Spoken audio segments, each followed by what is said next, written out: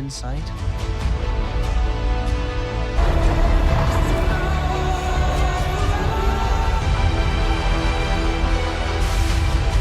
This isn't like one of your campaigns, not this time. Till we're drained of every last ounce of suffering.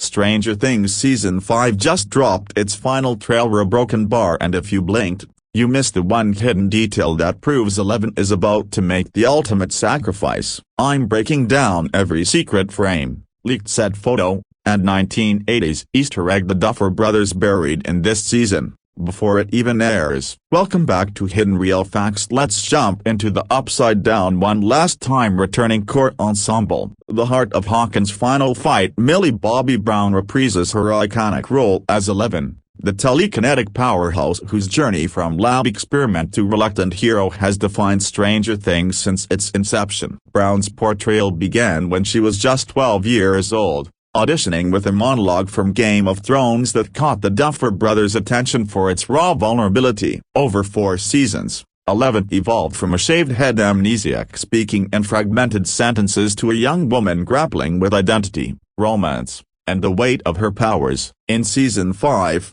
with the upside-down gates fully torn open and Vecna's influence peaking, Eleven's arc promises to be the emotional core. Leaked set photos from early 2025 showed Brown in a bloodied, rain-soaked confrontation, hinting at a power surge that could either seal the rift or consume her entirely. Fans speculate her bond with Will Byers will drive key plot points, drawing on their Season 1 origins, while her relationship with Mike tests the limits of teenage love amid apocalypse. Brown's off-screen growth, starring in Enola Holmes and Damsel, launching her own production company, and advocating for child actors' rights mirrors Eleven's maturation. At 21 during filming, she brought a grounded maturity to scenes exploring Eleven's isolation in California, far from Hawkins' chaos. The casting choice to keep Brown, despite her rising stardom, underscores the Duffers' commitment to continuity. Recasting would have shattered the intimacy fans cherish. In interviews post-premiere,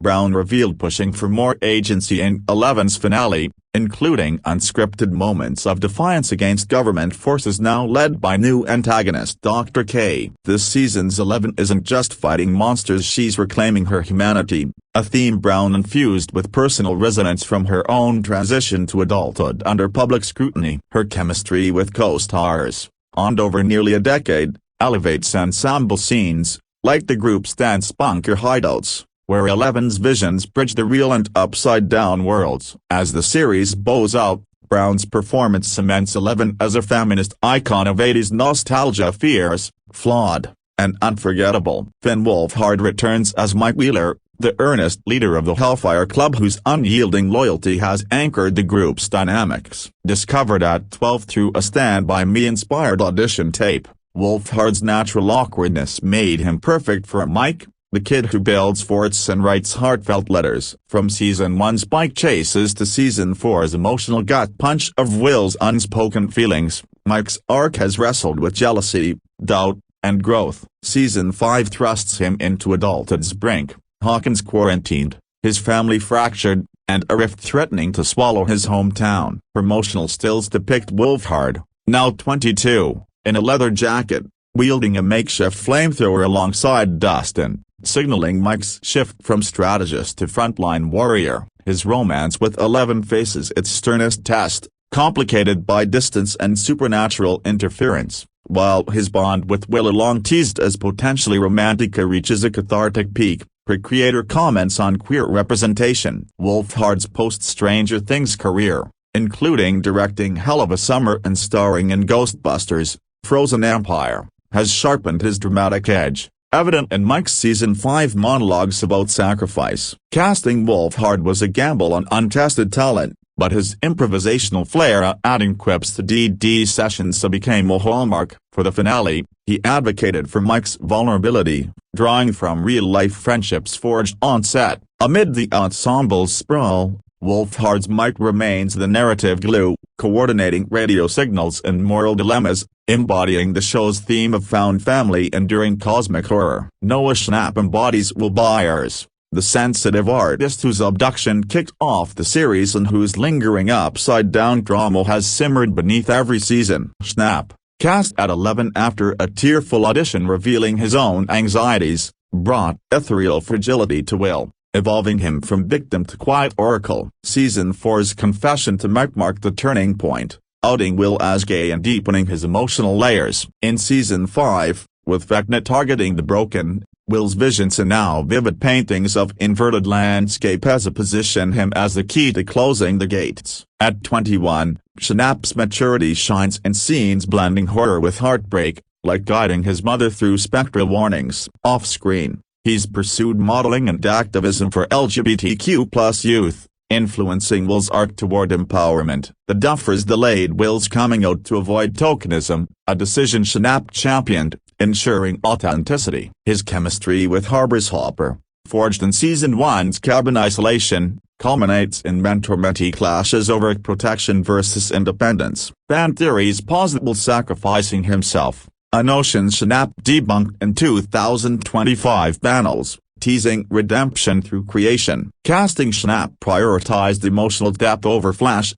a choice that pays dividends in Season 5's introspective beats amid the spectacle. Gaten Matarazzo shines as Dustin Henderson, the curly-haired inventor whose wit and heart make him the group's morale booster. Auditioning with the Goonies scene at age 12, Matarazzo's cleidocranial dysplasia informed Dustin's resilience, turning potential pity into empowerment. From radioing Susie in Season 3 to allying with Eddie in Season 4, Dustin's ingenuity in building gadgets from junk drives plot forward. Season 5 sees him at the forefront of Hawkins' resistance, decoding upside-down frequencies with Steve and Robin, his hat now a battle-worn relic. Now 23, Matarazzo's Broadway chops, Dear Evan Hansen, add musical flair to Dustin's morale anthems, like a finale sing-along echoing Should I Stay or Should I Go? His real-life friendship with the cast bleeds into scenes, enhancing Dustin's role as comic relief with poignant undercurrents of grieving Eddie's loss while mentoring younger survivors. The casting emphasized diversity in ability,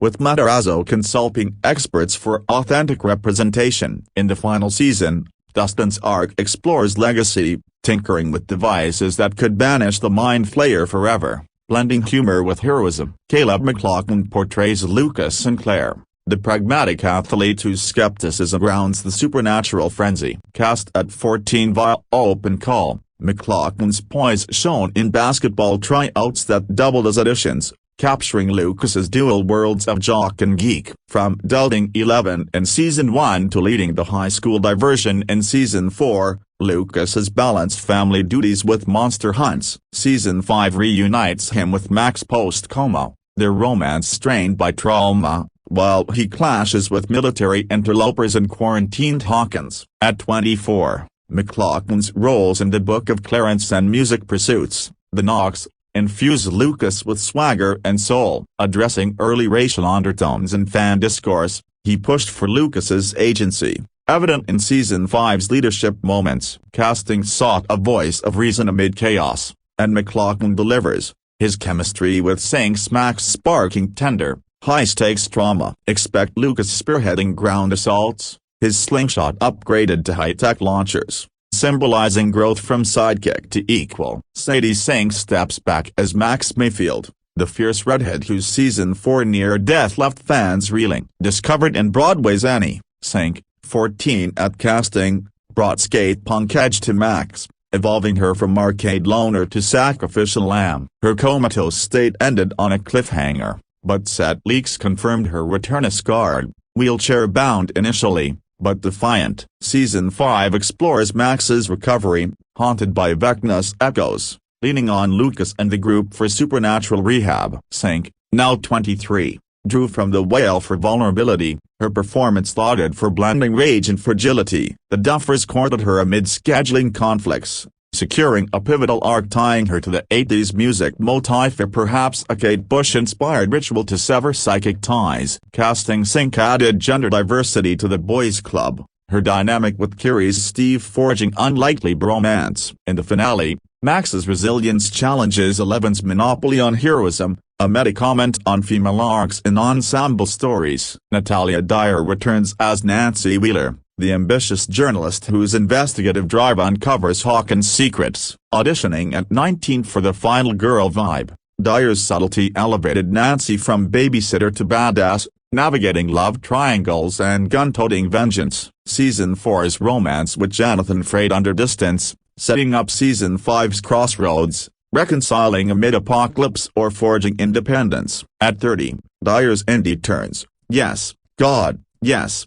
deepen Nancy's moral quandaries, like exposing government cover-ups via Murray's network. Her on-set romance with Heaton adds authenticity to their tension. Casting prioritized intellect over scream queen tropes, and Dyer excels in Season 5's newsroom raids, typewriter clacking amid demagogues. With Holly's recast amplifying family stakes, Nancy's protective instincts peak, blending maternal veracity with career ambition. Charlie Heaton embodies Jonathan Byers, the brooding photographer whose loyalty to Will and Nancy defines his quiet strength. Cast at 22 after DCI Banks, Heaton's introversion suited Jonathan's outsider status, from mixtape romances to Russian prison breaks. Season 5 sees him documenting the Rift's horrors, his camera capturing upside-down anomalies that guide the group. Personal visa issues delayed his Season 3 return, but now 32, Heaton's The New Mutants experience hones Jonathan's stealthy reconnaissance. The love triangle's resolution favors growth,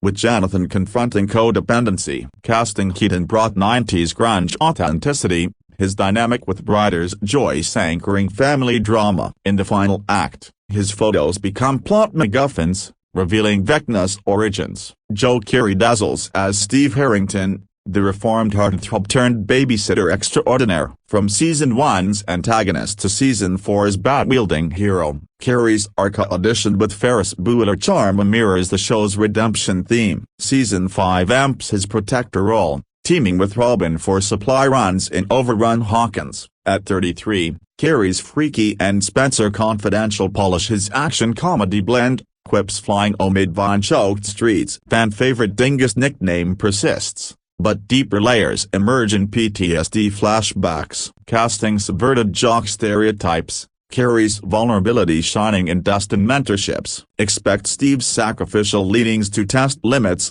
his harem probably perfect in chaos. Maya Hawke captivates as Robin Buckley, the sardonic band geek whose Season 3 coming out bonded her with Steve in ice-cream-fueled confessions. Cast at 20 via Lady World, Hawke's Lenny Gia Uma Thurman and Ethan Hawke belied her fresh awkwardness. Season 5 expands her code-breaking skills against military encryption, her with the bomb in Bunker Despair. Now 27, Hawke's Asteroid City adds quirky depth, exploring Robin's queer identity amid survival. The Duffers wrote her as Steve's platonic soulmate, a role Hawke amplified with improv. Casting Hawke injected Gen Z energy, her Scoops Ahoy banter evolving into tactical genius. In finale teases, Robin's arc ties to Vicky's expanded presence, promising heartfelt resolutions. David Harbour anchors as Jim Hopper, the grizzled chief reborn from Russian gulags with the Daughtily 11. Auditioning with the Green Mile intensity and 40, Harbour's everyman grit made Hopper the paternal rock. Season 5 reunites him with Joyce in Hawkins' Siege, his vendetta against Dr. K personal after prison echoes. At 50, Harbour's Black Widow bulk suit sprawls with Demobats, his humor lightening dread. Visa hurdles aside, His chemistry with Brown remains electric. Casting Harbour evoked 80s cops like Lethal Weapon. His zombie boy dad jokes endearing. Season 5's Hopper faces redemption, protecting a town that once shunned him. Winona Ryder commands as Joyce Byers, the unhinged matriarch whose Christmas lights and maternal fury defy logic. Revived from 90s hiatus by Beetlejuice, Ryder, 44 at casting, infused Joyce with frantic authenticity. From Season 1's alphabet wall to Season 4's Russian rescue, her intuition saves the day. Season 5 positions her as strategist, decoding Will's art with Murray, now 54. Ryder's poise contrasts Joyce's dishevelment, her off-screen advocacy for mental health echoing the role. The Duffers cast her to channel 80s maternal icons like Sigourney Weaver. In the endgame, Joyce's familia Jonathan, Will, Hopper, Olivia unites under her banner, a testament to love's triumph over the void. Supporting players, deepening the ensemble tapestry. Priya Ferguson grows into Erica Sinclair, Lucas's sassy little sister turned pint-sized operative. Introduced in Season 2 as comic foil, Ferguson's precocious audition at 10 stall scenes. Season 5 elevates her to co-conspirator. Hacking military comms with Dawson's tutelage. At 19, her History of the World, Part 2, which sharpens Erica's takedowns of adult incompetence. Casting emphasized black girl empowerment. Ferguson's attack dog Sinclair moniker enduring in DD heists. Her dynamic with McLaughlin adds familial warmth, her growth mirroring the show's theme of generational hand-offs. Brett Gelman returns as Murray Bauman, the paranoid conspiracy theorist whose Season 2 debut as Russian codebreaker made him fan favorite. Auditioning with Fleabag-esque eccentricity and 40, Gelman's deadpan delivery thrives in absurdity. Season 5 pairs him with Nancy for black market intel, his paranoia vindicated by the rift. Now 49, Gelman's Fleischman is in trouble hones his manic energy. Casting Gelman's subverted sidekick tropes, his toga antics iconic. Expect Murray's wild theories like Vecna as Soviet psychopath to yield breakthroughs, blending levity with lore. Cara Buono embodies Karen Wheeler, the overlooked suburban mom whose Season 3 affair hinted at hidden depths. Cast at 37 from Deadbeat, Buono's suburban ennui cracked open in poolside rebellion. Season 5 activates her fully, joining the PTA-turned-resistance with Molotovs in hand. At 48, Buono's The Sopranos grit suits Karen's evolution, protecting recast Holly. Casting sought 80s mom realism, Buono's chemistry with Dyer, heat and familial. Her art critiques domesticity's facade, arming bake sales against the apocalypse. Jamie Campbell Bower reprises Vecna, Henry Creel, the Upside Down's architect whose Season 4 reveal as one twisted the mythos. Auditioning with prosthetics at 33, Bower's intensity honed and Sweeney Todd made him the perfect sadistic visionary. Season 5 escalates his god complex, tentacles lashing from clock vines. Now 37, Bower's Twilight fame contrasts his villainy. Casting Bower pivoted from human to horror, his physicality grueling in 10-hour makeup and backlash to his backstory softened by Season 5's psychological duels with 11, probing nature versus nurture. Elizabeth McNulty expands as Vicky, Robin's bandmate and love interest from Season 4's brief flirtation. Irish newcomer McNulty,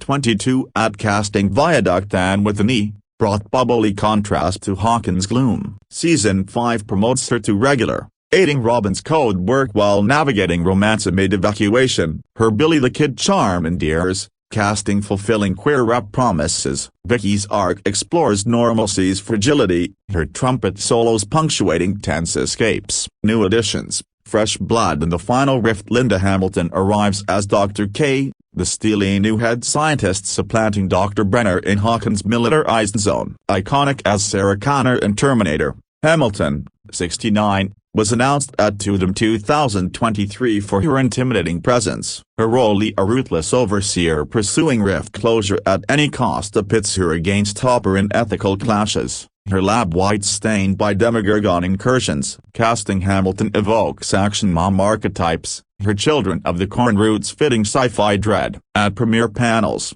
she teased no mercy scenes, her gravelly commands chilling. Dr. K's backstory, hinted as ex-CIA, adds Cold War layers. challenging the group's trust and authority. Hamilton's physical prep of firearms training amid prosthetics mirrors Connor's legacy, positioning her as the human face of institutional evil. Fans buzz over potential redemption, but her focus on singular goals suggests antagonism to the end. Her interrogations of captured teens amplifying tension. Nell Fisher recasts as Holly Wheeler, Nancy and Mike's once toddler sister, now a preteen thrust into peril. Previous portrayers Aniston and Tinsley Price aged out, leading to Fisher's 2024 casting at 12, scouted from Cat Person. Season 5 awakens Holly's latent sensitivity, a perhaps inherited psychic flickers, making her a target for Vecna's visions. Fisher's British Lil Tad's innocence, her scenes with Bono's Karen heart-wrenching evacuations. Casting prioritized age accuracy for the time jump,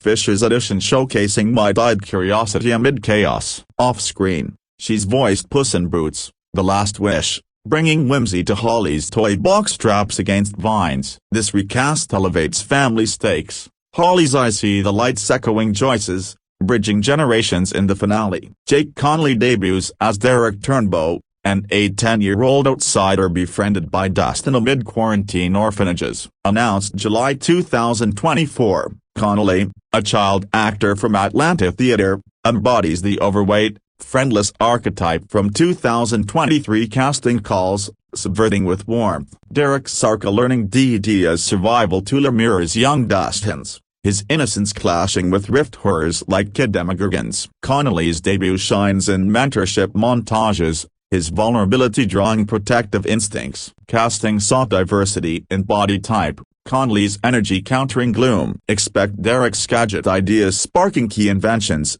his first quest a metaphor for the show's legacy. Alex Bro joins as Lieutenant Akers, a no-nonsense military officer enforcing Hawkins' curfew under Dr. K. Texan Bro, 28, from Preacher, brings authoritative edge. Announced alongside Connolly, Akers' patrols intersect the group's sabotage, his arc teetering between duty and doubt. After witnessing upside-down breaches, Bro's the righteous intensity suits tense standoffs, casting him for Southern drawl authenticity. In Season 5, Akers grills Hopper, uncovering shared prison scars, hinting alliance. His uniform, muddied by pursuits, symbolizes Order's collapse. Emmanuel Boria recurs as Sergeant Luis Ramirez, a bilingual soldier navigating the occupation's underbelly. Cuban-American Boria, cast for realism, aids covert ops with insider intel. His scenes blend tension and humor, smuggling supplies to Erica. Casting emphasized multicultural military,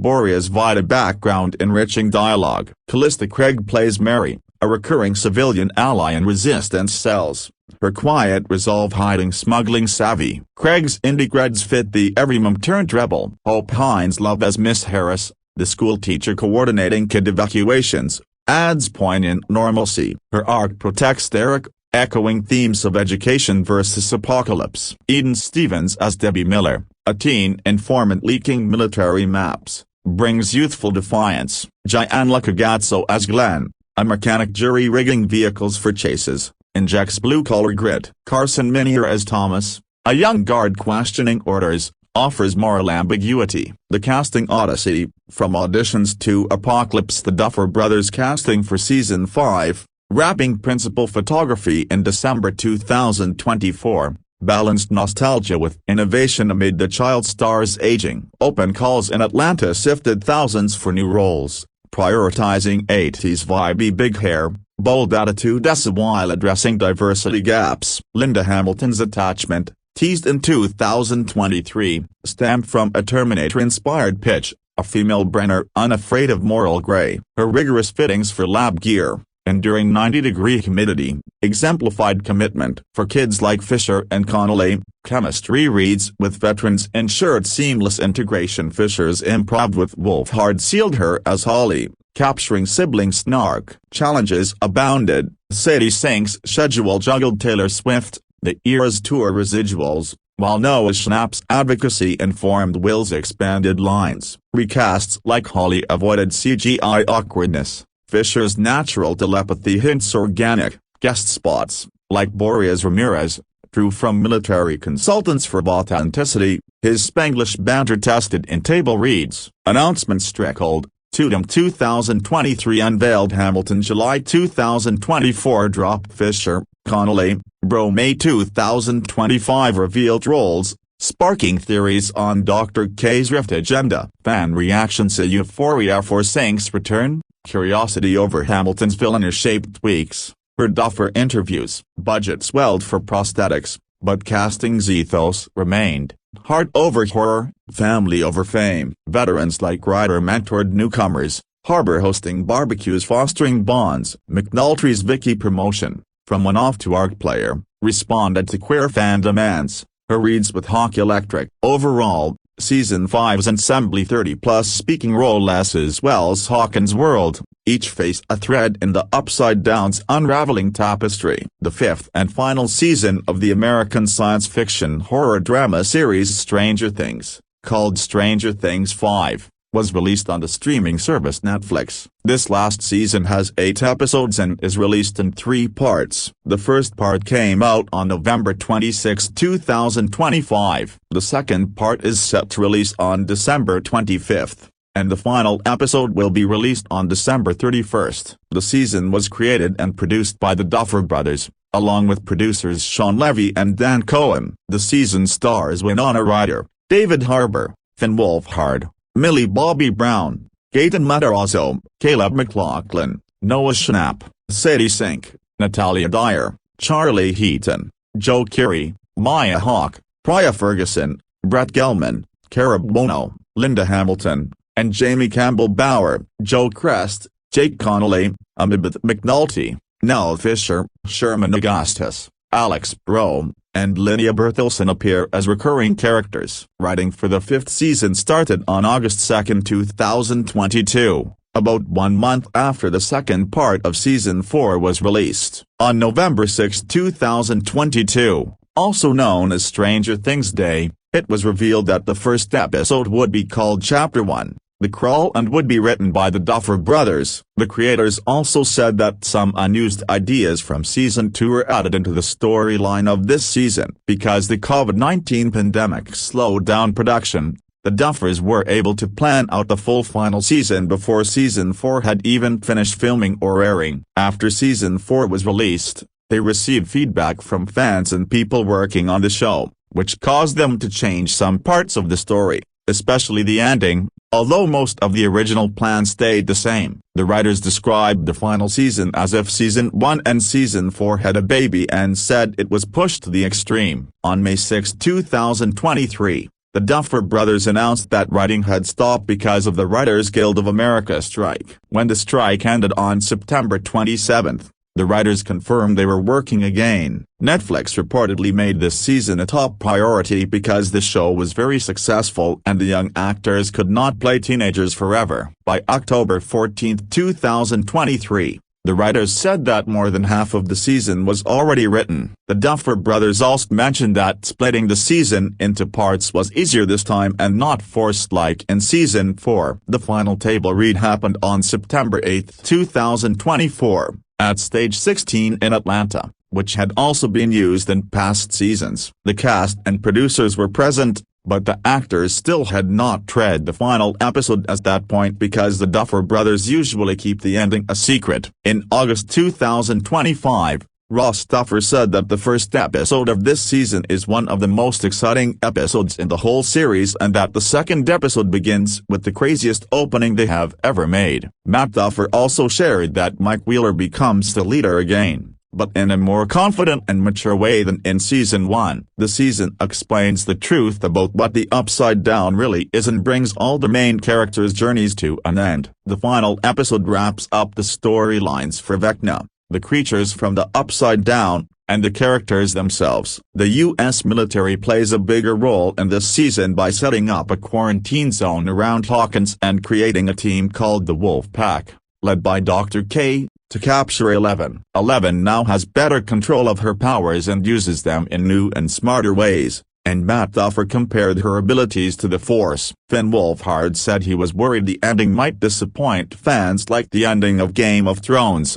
but after reading the script he felt it was something special. The Duffer Brothers said Vecna is stronger and scarier than ever and that he can now use his powers in the real world instead of only in the Upside Down. Ross Duffer explained that Dustin is still emotionally hurt by Eddie Munson's death and that this grief puts pressure on his friendship with Steve and makes it harder for him to keep the group together. The creators also stated that Will is very important this season because the story comes full circle through him and his connection to Vecna. They were inspired by villains from the Terminator movies and Darth Vader from Rogue One when creating Vecna's powerful scenes. The Duffer Brothers also talked about Will having his own abilities. Unlike Eleven or Vecna, Will does not have direct powers. Instead, he can influence parts of the Upside Down through the shared hive mind, almost like controlling it from the inside. Noah Schnapp compared Will and Vecna's connection to Harry Potter and Voldemort, saying fans will see many similarities between them this season. After events from the prequel play Stranger Things,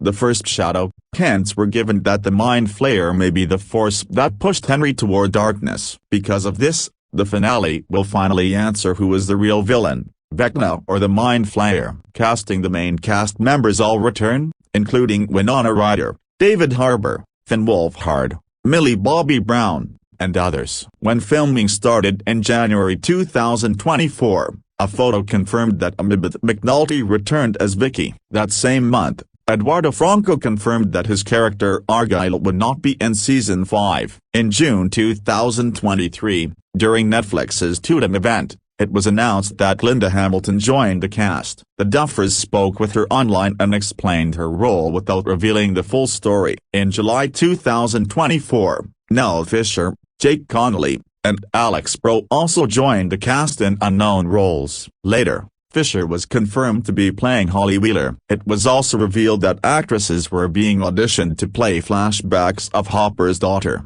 Sarah. The character Mrs. Harris was written specifically for Hope Hines Love, who was the Duffers' high school drama teacher. Linnea Berthelsen returned as Collie, 8, for the first time since Season 2. The Duffers said they waited for the right time to bring her back, and she plays an important role in 11's storyline. Filming: David Harbour originally planned to film Stranger Things at the same time as his Marvel movie Thunderbolts, but labor strikes delayed both. Because of the delays, Winona Ryder was able to film the new Beetlejuice movie first before beginning work on Season 5. Filming officially began on January 8, 2024. By March, Millie Bobby Brown said there were 9 months left and she had already read 6 scripts. In June, Maya Hawke joked that each episode felt like its own movie. In July, production reached the halfway point. By October, Finn Wolfhard said they were almost finished. Filming ended on December 20, 2024. The very last scene filmed did not include any cast members. The Duffer Brothers also made sure every actor's final day on set matched their final scene. Some actors even filmed scenes from the finale before the full script was read. The Duffer Brothers also tried new filming techniques this season, including filming from a Demogorgon's point of view, which they call Demo Vision. Post-production: in January 2025, the Duffers announced that editing and visual effects had already started and were ahead of schedule. By October, all episodes had been fully edited. Each episode reportedly cost between $50 million and $60 million, bringing the total budget close to $500 million. Marketing: in January 2025, Netflix released a missing person flyer for 11 using the name Jane Hopper. New clips were shown at Totem in May. The first poster came out in July, followed by a teaser trailer featuring a Deep Purple song. Fans talked a lot about Vecna's new look. The main trailer was released in October, featuring a Queen song. Netflix also released the opening 5 minutes of the first episode on Stranger Things Day. Released: the season premiered on November 6, 2025. In Los Angeles. It was released in 3 parts, 4 episodes in November, 3 on Christmas Day, and the final episode on New Year's Eve. Netflix boosted its server capacity, but the site still crashed shortly after release. The final episode is also being shown in select US and Canadian theaters until January 1, 2026. Reception: the season received strong reviews. Rotten Tomatoes gave it an 84% rating, praising it as a great ending and a classic in pop culture. Metacritic gave it a score of 71, showing generally positive reviews. Production, development and pre-production: the journey toward the fifth and final season of Stranger Things began long before cameras started rolling, marking one of the most meticulously planned conclusions in streaming television history. The season's development represents a fascinating case study in how the entertainment industry adapted to unprecedented challenges while maintaining creative vision and ambition. Planning for the fifth season commenced before the fourth season's release, following the traditional development pattern established by creators Matt and Ross Duffer throughout the series' run. However, the COVID-19 pandemic's disruption of the entertainment industry inadvertently provided the Duffer brothers with an unexpected opportunity. Due to production delays affecting the fourth season, the creative team found themselves with additional time to completely outline the fifth season before the fourth had even begun shooting. This departure from their usual development cadence allowed for a level of preparation and forethought rarely seen in television production. The extended planning period proved to be a double-edged sword. While it enabled comprehensive outlining and story structure development, the Duffers remained open to evolution and change. After the fourth season's release and the subsequent feedback from both fans and collaborators, the brothers made the bold decision to revisit their carefully crafted outline. They reworked the structure and events of Season 5, demonstrating a commitment to serving the story and audience over adhering rigidly to predetermined plans. Most significantly, they altered the series ending itself, a decision that underscores the collaborative and responsive nature of their creative process. The writing process officially began on August 2, 2022, approximately 1 month after the release of the fourth season's second volume. This timing allowed the creative team to absorb audience reactions, critical responses, and collaborative input before committing words to page. The first major announcement regarding the season came on November 6, 2022, celebrated by fans as Stranger Things Day. The Duffers revealed that the opening episode would be titled Chapter 1, The Crawl, maintaining the series' tradition of evocative, mysterious episode titles that hint at the adventures to come. One particularly intriguing aspect of the season's development involves the recycling of unused creative ideas. During the WG Festival 2022, the Duffers revealed that concepts originally conceived for the second season but ultimately set aside had found their way into the fifth season's storylines. This revelation speaks to the long-term planning and world-building that has characterized Stranger Things throughout its run, with the creators maintaining a repository of ideas that could be deployed when the narrative timing proved right. The development process faced significant disruption when the 2023 Writers Guild of America strike began. On May 6, 2023, the Duffers announced that writing for the season had been paused, joining their fellow writers in solidarity during the labor action. The Writers' Room Twitter account posted an image simply stating "We're back" on September 27,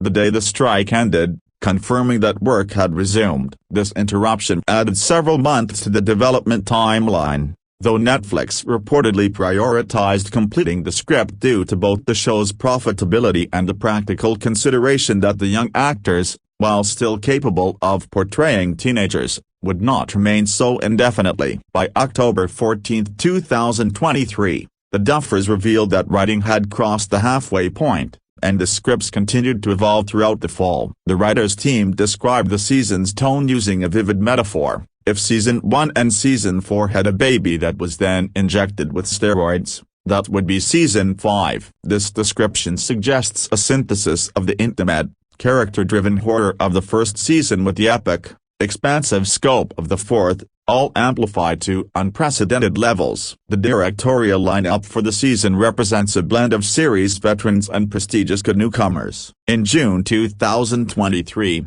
it was announced that Dan Trachtenberg, known for his work on the Predator franchise and other genre projects, had been hired to direct an episode. However, after the film Predator, Badlands was greenlit, scheduling conflicts forced Trachtenberg to withdraw from the project. In a remarkable development, Frank Darabont, the acclaimed director of The Shawshank Redemption and The Green Mile, came out of an 11-year retirement to direct 2 episodes. Darabont's involvement stemmed from his and his wife's passionate fandom of the series, representing a significant coup for the production and a testament to Stranger Things' impact on the entertainment industry. Executive producer Sean Levy confirmed by September 2023 that he would be directing at least 1 episode of the season. At the season 5 premiere, Levy revealed specific details about his directorial contributions, including co-directing with the Duffer Brothers for the first time in the series' history. This collaboration between Levy and the Duffers on specific episodes represents an evolution in their working relationship and suggests episodes of particular importance or complexity that benefited from multiple directorial perspectives. In August 2025, Ross Duffer provided tantalizing details about the season's opening episodes. He described the first episode as the most eventful of the entire series, setting it alongside only the series premiere in terms of narrative density and significance. The second episode, he promised, would feature the craziest cold open the show had ever attempted. These comments generated significant anticipation and suggested that the final season would waste no time in delivering the epic conclusion fans expected. Matt Duffer revealed to Variety that Mike Wheeler would become the leader again, but in a more confident and mature incarnation than the character's initial leadership role in this first season. This character arc reflects the broader theme of the season. These young people who entered the series as children would conclude it as young adults, changed by their experiences but still recognizably themselves. The season promises to answer fundamental questions about the show's mythology, specifically revealing what the Upside Down truly is and explaining why Vecna targeted buyers in the very first season. These revelations represent the payoff for years of careful world-building and demonstrate the Duffers' commitment to closing narrative loops and providing satisfying explanations for long-standing mysteries. Byers himself becomes a central character in the 5th season,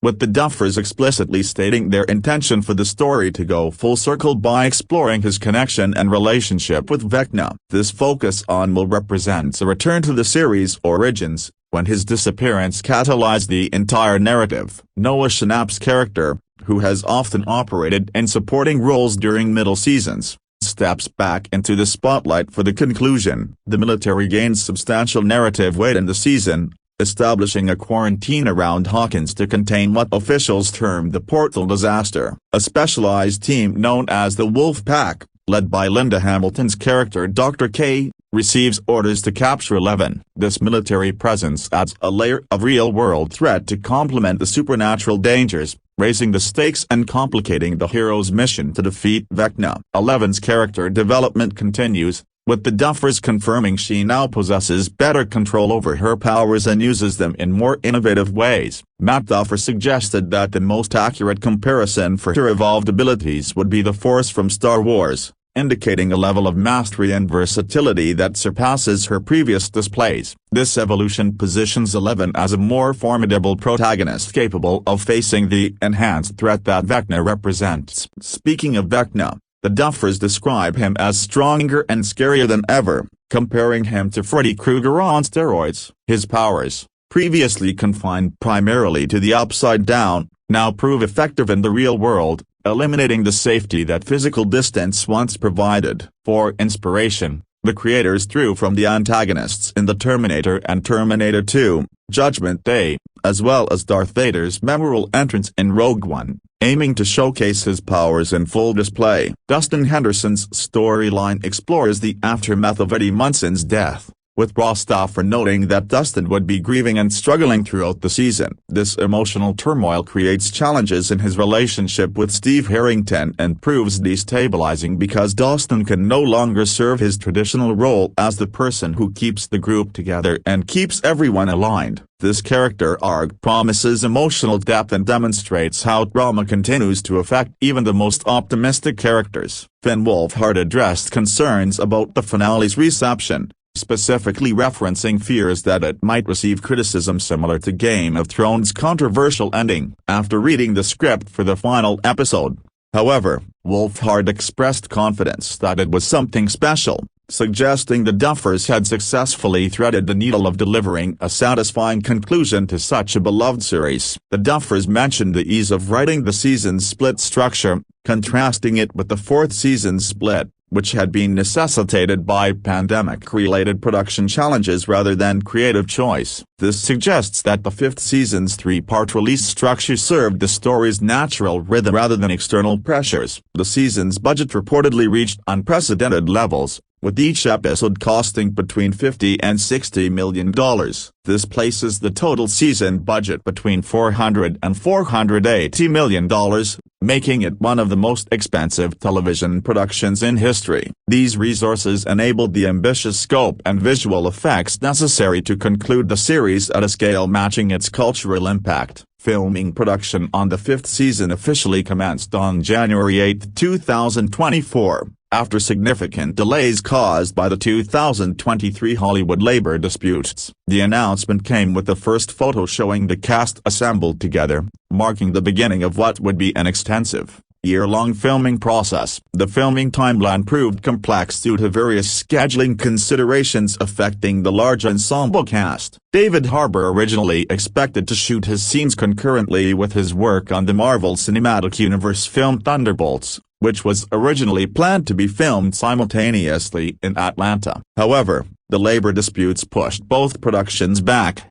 ultimately allowing Harbour to focus on each project separately and avoid the challenging logistics of dual production schedules. Winona Ryder's participation required special consideration due to her commitment to reprise her iconic role as Lydia Dietz in Beetlejuice. The actress had secured an agreement with the Duffers when joining Stranger Things in mid-2015 that would allow her to take a break for a potential Beetlejuice sequel, which director Tim Burton had been seriously planning since 2000. Fortunately, the production delays meant Ryder completed Beetlejuice during the labor disputes, before Stranger Things filming began, eliminating any potential scheduling conflicts. By March 2024, Millie Bobby Brown indicated that approximately 9 months of filming remained and that she had read scripts for 6 episodes at that point. This timeline confirmed the ambitious scope of the production and the extended commitment required from the cast and crew. Maya Hawke characterized the episodes as basically 8 movies,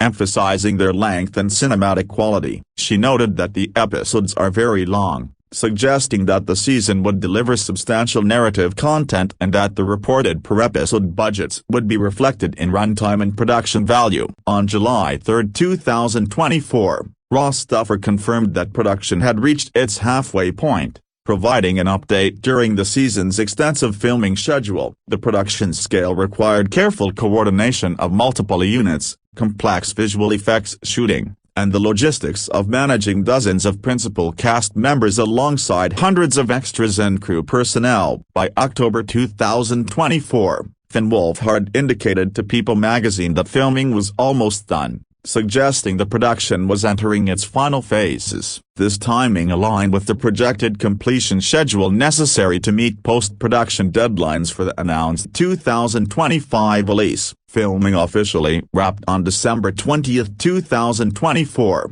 marking the end of principal photography after nearly a full year of production. The announcement came with behind-the-scenes photos celebrating the completion of this chapter. The final shot recorded on set was described as a lunchbox that didn't include any of the cast, an intriguing detail that sparked fan speculation about its significance to the finale's conclusion. The Duffers revealed they had managed to structure the shooting schedule so that each actor's last day of filming coincided with their character's final scene, a thoughtful gesture that provided emotional closure for the performers. Joe Keery noted that everyone experienced some fatigue after filming for an entire year but described the material as incredible, suggesting the exhausting schedule had been worthwhile for the quality of content produced. The production employed innovative filming techniques for the season, with the Duffers revealing they experimented with first-person perspective shots from the Demogorgon's point of view, which they call demo vision. This creative approach to cinematography suggests a willingness to push boundaries and deliver fresh visual experiences even in the series' final hours. The Atlanta-based production maintained the series' tradition of filming in Georgia, utilizing both standing sets built for previous seasons and new constructions designed specifically for Season 5. The production's infrastructure represented years of accumulated design and construction, with elaborate practical sets complemented by extensive visual effects work. Post-production work began while filming was still ongoing, with certain completed episodes entering the editing phase before principal photography concluded. This overlapping schedule, common in large-scale productions, allowed the team to maximize the time available for the intensive post-production process required for a visual effects-heavy series like Stranger Things. In January 2025, the Duffers announced that post-production was officially underway and, encouragingly, that work on the visual effects was ahead of schedule. This positive update suggested that the production timeline was proceeding according to plan and raised hopes for meeting the announced release dates. In October 2025, the Duffers revealed that the editing process had been completed, representing a significant milestone in delivering the finished season. With picture locked, the focus shifted entirely to finalizing visual effects, sound design, color grading, and music scoring, the technical elements that would elevate the edited footage into the polished final product. The post-production process for Stranger Things has always been extensive due to the show's heavy reliance on visual effects to create the Upside Down, the various creatures that inhabit it, and Eleven's psychokinetic powers. Season 5, with its escalated scale and the reported effects-heavy finale, required even more intensive work from the visual effects teams. Sound design represented another crucial element of post-production, with the series' sonic identity from the eerie atmospheric soundscapes of the Upside Down to the visceral sound effects accompanying creature attacks requiring careful crafting and mixing. The theatrical release of the finale necessitated additional attention to sound mixing optimized for cinema sound systems. Beyond the streaming-optimized mixes, color grading work aimed to maintain the series' established visual palette while potentially pushing certain elements for the heightened stakes of the final season. The show's signature aesthetic, which evokes 1980s cinematography while maintaining contemporary technical standards, required skilled colorists to balance these competing demands. Music. The musical identity of Stranger Things has been central to its success since the first season, with composers Kyle Dixon and Michael Stein of the electronic band Survive creating the iconic synthesizer-based score that evokes 1980s horror and science fiction while feeling fresh and contemporary. Their work returns for the fifth season, providing musical continuity as the series reaches its conclusion. Beyond the original score, Stranger Things has distinguished itself through strategic use of licensed music from the 1980s, creating cultural moments and driving significant streaming and sales increases for songs featured in the show. The series' music supervision has become legendary for its ability to introduce classic songs to new audiences and create powerful emotional moments through perfect song placement. The teaser trailer released on July 16, 2025, featured Child in Time by Deep Purple, a classic rock song that fit the show's established musical aesthetic. The choice of this particular track, with its dramatic build and themes of time and loss, proved thematically appropriate for promoting the series' final chapter. The official trailer released on October 30, 2025, featured Who Wants to Live Forever by Queen, an especially poignant choice given the song's themes of mortality and legacy. The track's emotional weight and the band's iconic status in 1980s music made it an ideal soundtrack for marketing material designed to emphasize the finality and stakes of the concluding season. Season 5 continues the series' tradition of incorporating music that was popular or emerging during the time period depicted. Set in fall 1987, the season has access to a rich catalog of late 1980s music that includes both established artists at their commercial peak and newer acts emerging during this pivotal year in music history. The series has previously created unexpected cultural moments through its music choices, most notably when Kate Bush's 1985 song Running Up That Hill became central to the fourth season's narrative and subsequently topped charts worldwide nearly 40 years after its original release. This demonstrated the series' power to not merely use music but to recontextualize it and introduce it to entirely new audiences. Fans and music industry observers anticipated that the fifth season might similarly spotlight particular songs, potentially creating another viral music moment. The show's track record suggested that whatever songs received prominent placement would see renewed interest and streaming activity, particularly if integrated meaningfully into character arcs or pivotal scenes. The finale's theatrical release added another dimension to musical considerations, as the cinema experience places different demands on sound mixing and musical presentation compared to streaming. The opportunity to experience the score and any featured songs through theater sound systems promised to deliver heightened emotional impact for audiences who chose to view the conclusion in that format. Released theatrical. The theatrical release of Stranger Things represents a historic moment for Netflix and streaming television more broadly. For years,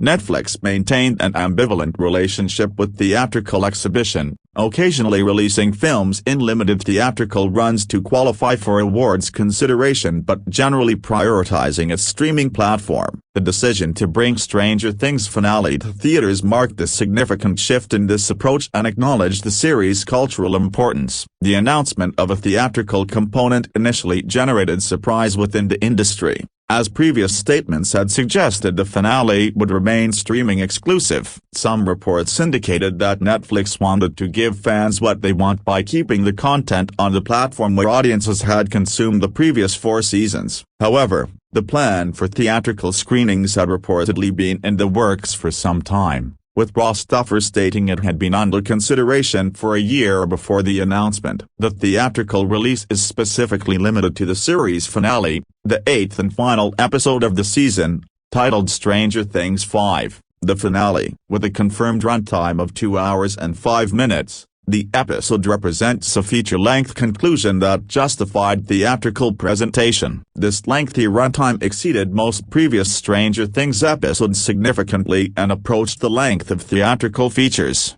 making it suitable for the cinema experience. Screenings commenced on December 31, 2025, at 5 p.m. Pacific Time, precisely timed to coincide with the episode's global premiere on Netflix. This simultaneous release strategy ensured that theater audiences would not receive early access, maintaining parity between streaming and theatrical viewers. The screenings continued through January 1, 2026, providing fans approximately 36 hours to catch the finale on the big screen before the theatrical window closed. The theatrical release spans more than 500 theaters across the United States and Canada, making it reasonably accessible to fans in major metropolitan areas and many smaller markets. However, the release remains limited compared to wide theatrical releases, which typically play in 3,000 or more locations in the United States alone. No international theatrical expansion has been confirmed,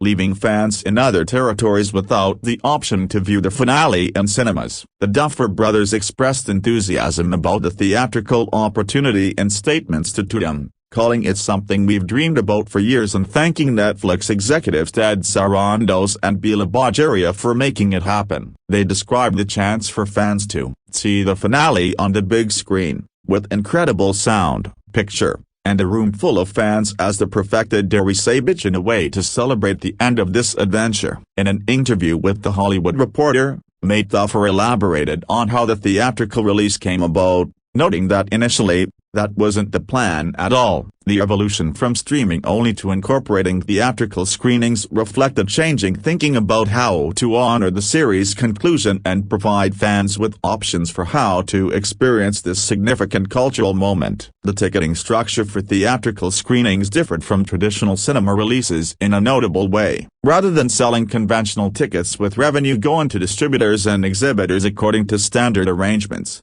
theaters sold concession vouchers that guaranteed admission to screenings. This structure ensured that theater operators retain all revenue from the screenings, effectively compensating them for providing the venue and experience without Netflix receiving box office returns. This revenue arrangement represented a unique solution to the tension between Netflix's streaming-first business model and theatrical exhibition. By foregoing box office income, Netflix avoided competing with its own streaming platform while still enabling the theatrical experience. Theater operators benefited from guaranteed concession sales, which typically represent their most profitable revenue stream. Specific theater chains participating in the release included Regal in the United States and Cineplex in Canada, with additional chains and independent theaters also hosting screenings. Fans could visit the dedicated website st5finale.com to find participating locations and RSVP for screenings, with vouchers going on sale beginning December 2, 2025. The decision to release specifically on New Year's Eve generated mixed reactions. Some observers questioned whether fans would attend movie theaters during holiday celebrations traditionally centered on parties and social gatherings. Others noted that movie attendance on holidays has been strong historically, particularly for event films and special presentations that offer social experiences beyond typical theatrical releases. The limited window, essentially 2 days, created urgency for fans interested in the theatrical experience. Unlike traditional theatrical releases that might play for weeks or months, the Stranger Things finale represented a fleeting opportunity, driving fans to act quickly if they wanted to participate in this unique viewing option. Early reports suggested strong interest, with some locations experiencing high demand and limited seat availability. Fans noted on social media that many theaters placed the screenings in smaller auditoriums and offered multiple showtimes to accommodate demand, though some wished for presentations in larger venues that could accommodate more viewers per screening. The theatrical release served multiple purposes beyond simply providing an alternative viewing method. It created a communal viewing experience for a series that had, throughout its run, been consumed primarily through individual or small household viewing. The chance to watch the conclusion surrounded by fellow fans offered an emotional shared experience more commonly associated with theatrical franchises. The theatrical presentation also elevated the finale's cultural significance, treating it with a ceremony typically reserved for major film releases. This approach acknowledged Stranger Things' impact on popular culture and treated its conclusion as an event worthy of collective celebration rather than simply another streaming release. From Netflix's perspective, the theatrical release generated substantial media attention and marketing value. The novelty of a streaming series receiving theatrical treatment drove news coverage and social media discussion, extending the promotional reach beyond what a streaming-only release might have achieved. The theatrical component differentiated Season 5 from previous seasons and emphasized the finality and importance of this concluding chapter. For the Duffer Brothers, seeing their work presented theatrically fulfilled a long-time ambition. As filmmakers who began their careers aspiring to make theatrical features, having their series' conclusion screened in cinemas represented validation and an opportunity to see their vision realized at the scale they had imagined. The theatrical presentations showcased the production values and cinematic quality they had poured into the final season. Home media. As of the article's writing, Netflix has not announced specific plans for physical media releases of Season 5 on DVD, Blu-ray, or 4K Ultra HD formats. The streaming service's approach to physical media has evolved over the years, with the company largely stepping away from producing new DVD releases as streaming became its core business. Previous seasons of Stranger Things have received physical media releases,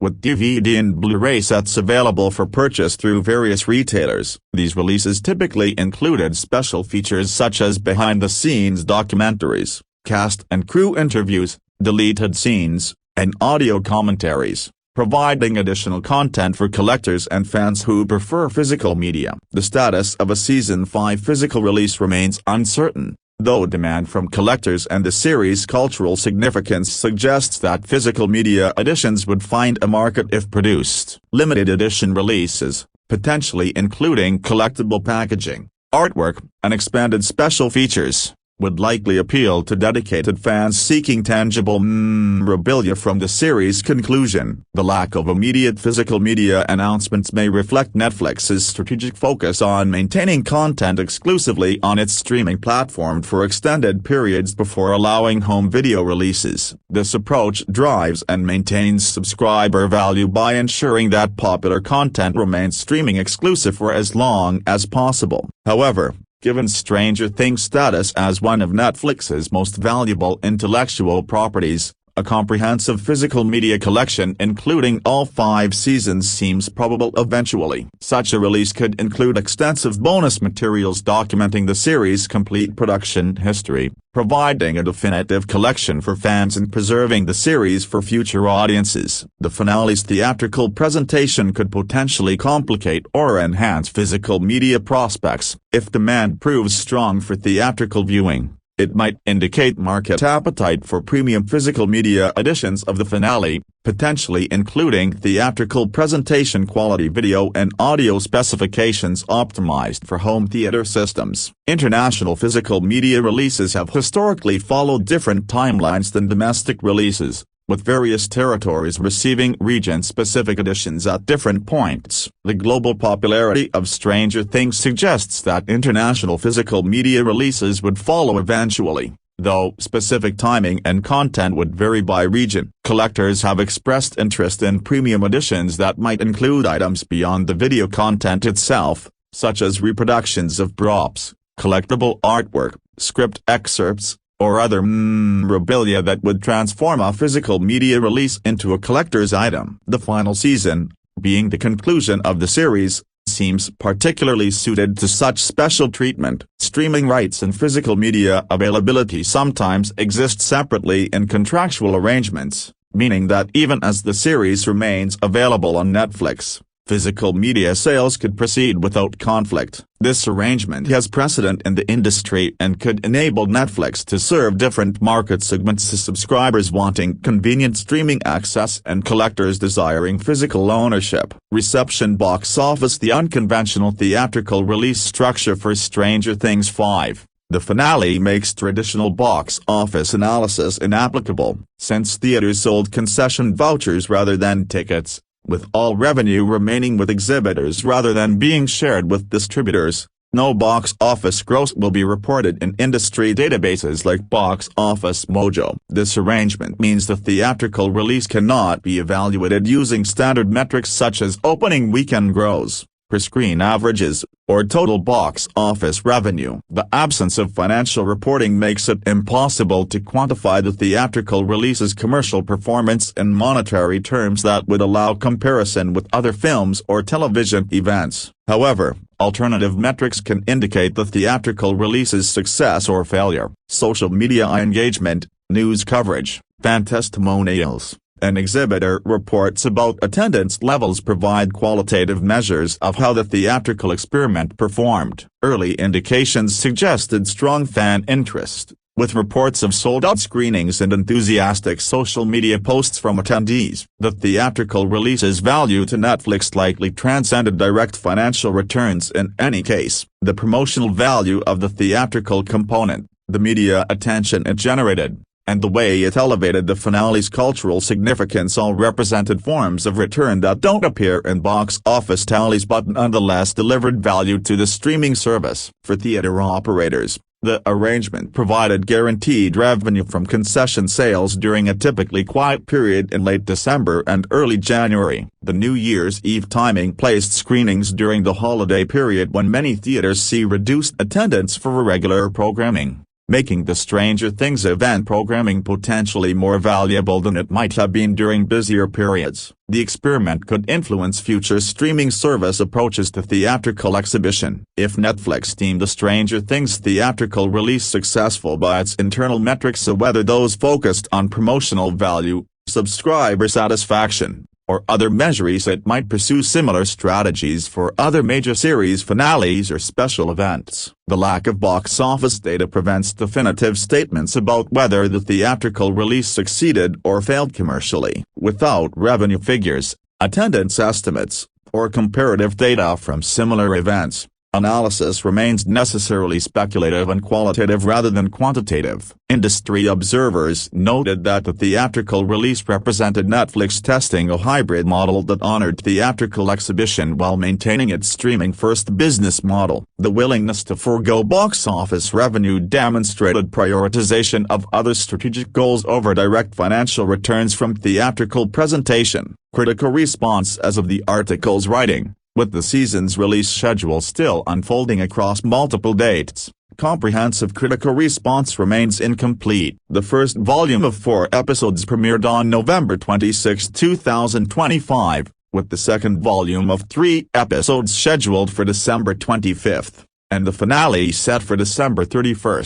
This staggered release pattern means critics and audiences have engaged with the season progressively rather than all at once. Early response to the first volume suggested that the season delivered on expectations for a climactic conclusion. Critics praised the production values, noting the substantial budget's impact on visual effects quality and the scope of action sequences. The opening episode received particular attention for its density and ambition, with Ross Duffer's description of it as the most eventful episode of the series appearing validated by early reactions. The performances by the ensemble cast garnered consistent praise, with critics noting how the young actors had matured alongside their characters throughout the series' run. The emotional weight carried by performers who had spent formative years in these roles added authenticity to the characters' struggles and relationships. Veteran cast members Winona Ryder and David Harbour continued receiving recognition for anchoring the series with their dramatic gravities. Visual effects received significant commentary, with reviewers analyzing the evolution of the Upside Down's presentation and the various creatures inhabiting it. Vecna's redesigned appearance sparked particular discussion,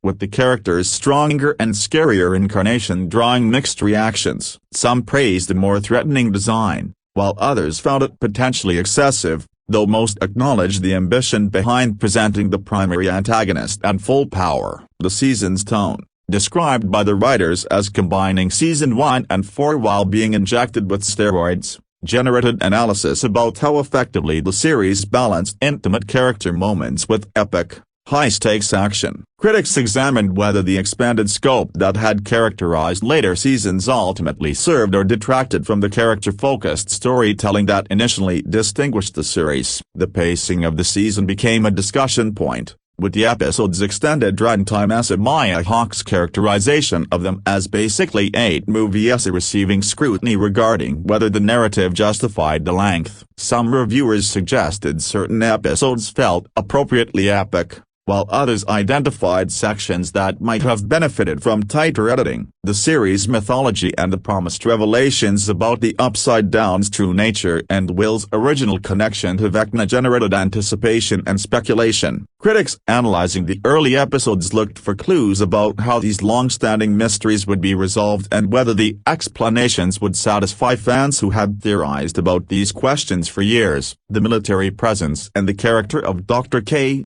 portrayed by Linda Hamilton, added a new dimension that received commentary about whether introducing significant new elements in the final season proved effective. Hamilton's performance earned praise, with her genre credentials from the Terminator franchise adding metatextual resonance given the Duffers' stated inspiration from those films. The relationship dynamics and character arcs received extensive critical attention, particularly regarding how the series would conclude the journeys of characters audiences had followed since childhood. Mike Wheeler's evolution back into a leadership role, Dustin's grief over Eddie Munson, Will's centrality to the final conflict, and Eleven's expanded mastery of her abilities all became subjects of critical analysis. The nostalgic elements that had always been part of Stranger Things' appeal received examination regarding their effectiveness in the final season. Critics discussed whether the 1980s references and aesthetic choices continued to serve the story or had become overly familiar, with opinions varying on whether the series successfully balanced honoring its roots with evolving and concluding its narrative. Music choices, both original score and licensed tracks, generated discussion as always with Stranger Things. The teaser and trailer's use of Deep Purple and Queen respectively sparked analysis of how the show continued leveraging classic rock to emotional effect. with anticipation building for what songs might feature prominently in the episodes themselves. The staggered release schedule affected how critical response developed, with reviewers writing initial reactions to the first volume while awaiting later episodes. This structure prevented comprehensive season assessments until all episodes became available, fragmenting the critical conversation across multiple publication dates. The theatrical release of the finale represented unprecedented territory for television criticism. The question of how to review and discuss an episode available both streaming and theatrically raised interesting methodological questions for critics accustomed to series being exclusively streaming or broadcast content. Comparisons to other high-profile series finales seemed inevitable, with particular attention paid to whether Stranger Things avoided the pitfalls that had befallen other beloved series conclusions. Game of Thrones' controversial ending loomed large in discussions, with both critics and creators conscious of the challenge of concluding long-running series in satisfying ways. Fan response proved equally important as professional criticism, with social media providing real-time reactions and creating viral moments around particular scenes, revelations, or character moments. The series' strong online fan community meant that popular response significantly influenced the broader cultural conversation around the season. The review aggregation site Rotten Tomatoes became a focal point for tracking critical consensus as reviews accumulated following each volume's release. The site's Tomatometer score, representing the percentage of positive reviews, and average rating provided quantifiable metrics of critical response. Though, as always with such aggregation, these numbers represented simplified summaries of complex and varied critical perspectives. Audience scores on review platforms offered another measure of reception, sometimes diverging from critical consensus. These scores could indicate whether professional critics and general audiences experienced the season similarly or had different priorities and responses to the storytelling choices. The cultural impact and conversation surrounding the season extended beyond traditional review formats. Think pieces, video essays, podcasts, and social media threads provided spaces for extended analysis and debate about themes, character choices, mythological revelations, and the series' legacy within streaming television and popular culture broadly. As a conclusion to one of Netflix's most significant series and a defining show of the streaming era, Stranger Things Season 5 carried weight beyond its own merits. The season represented not just an ending to this particular story but a statement about what streaming television could achieve in terms of scale,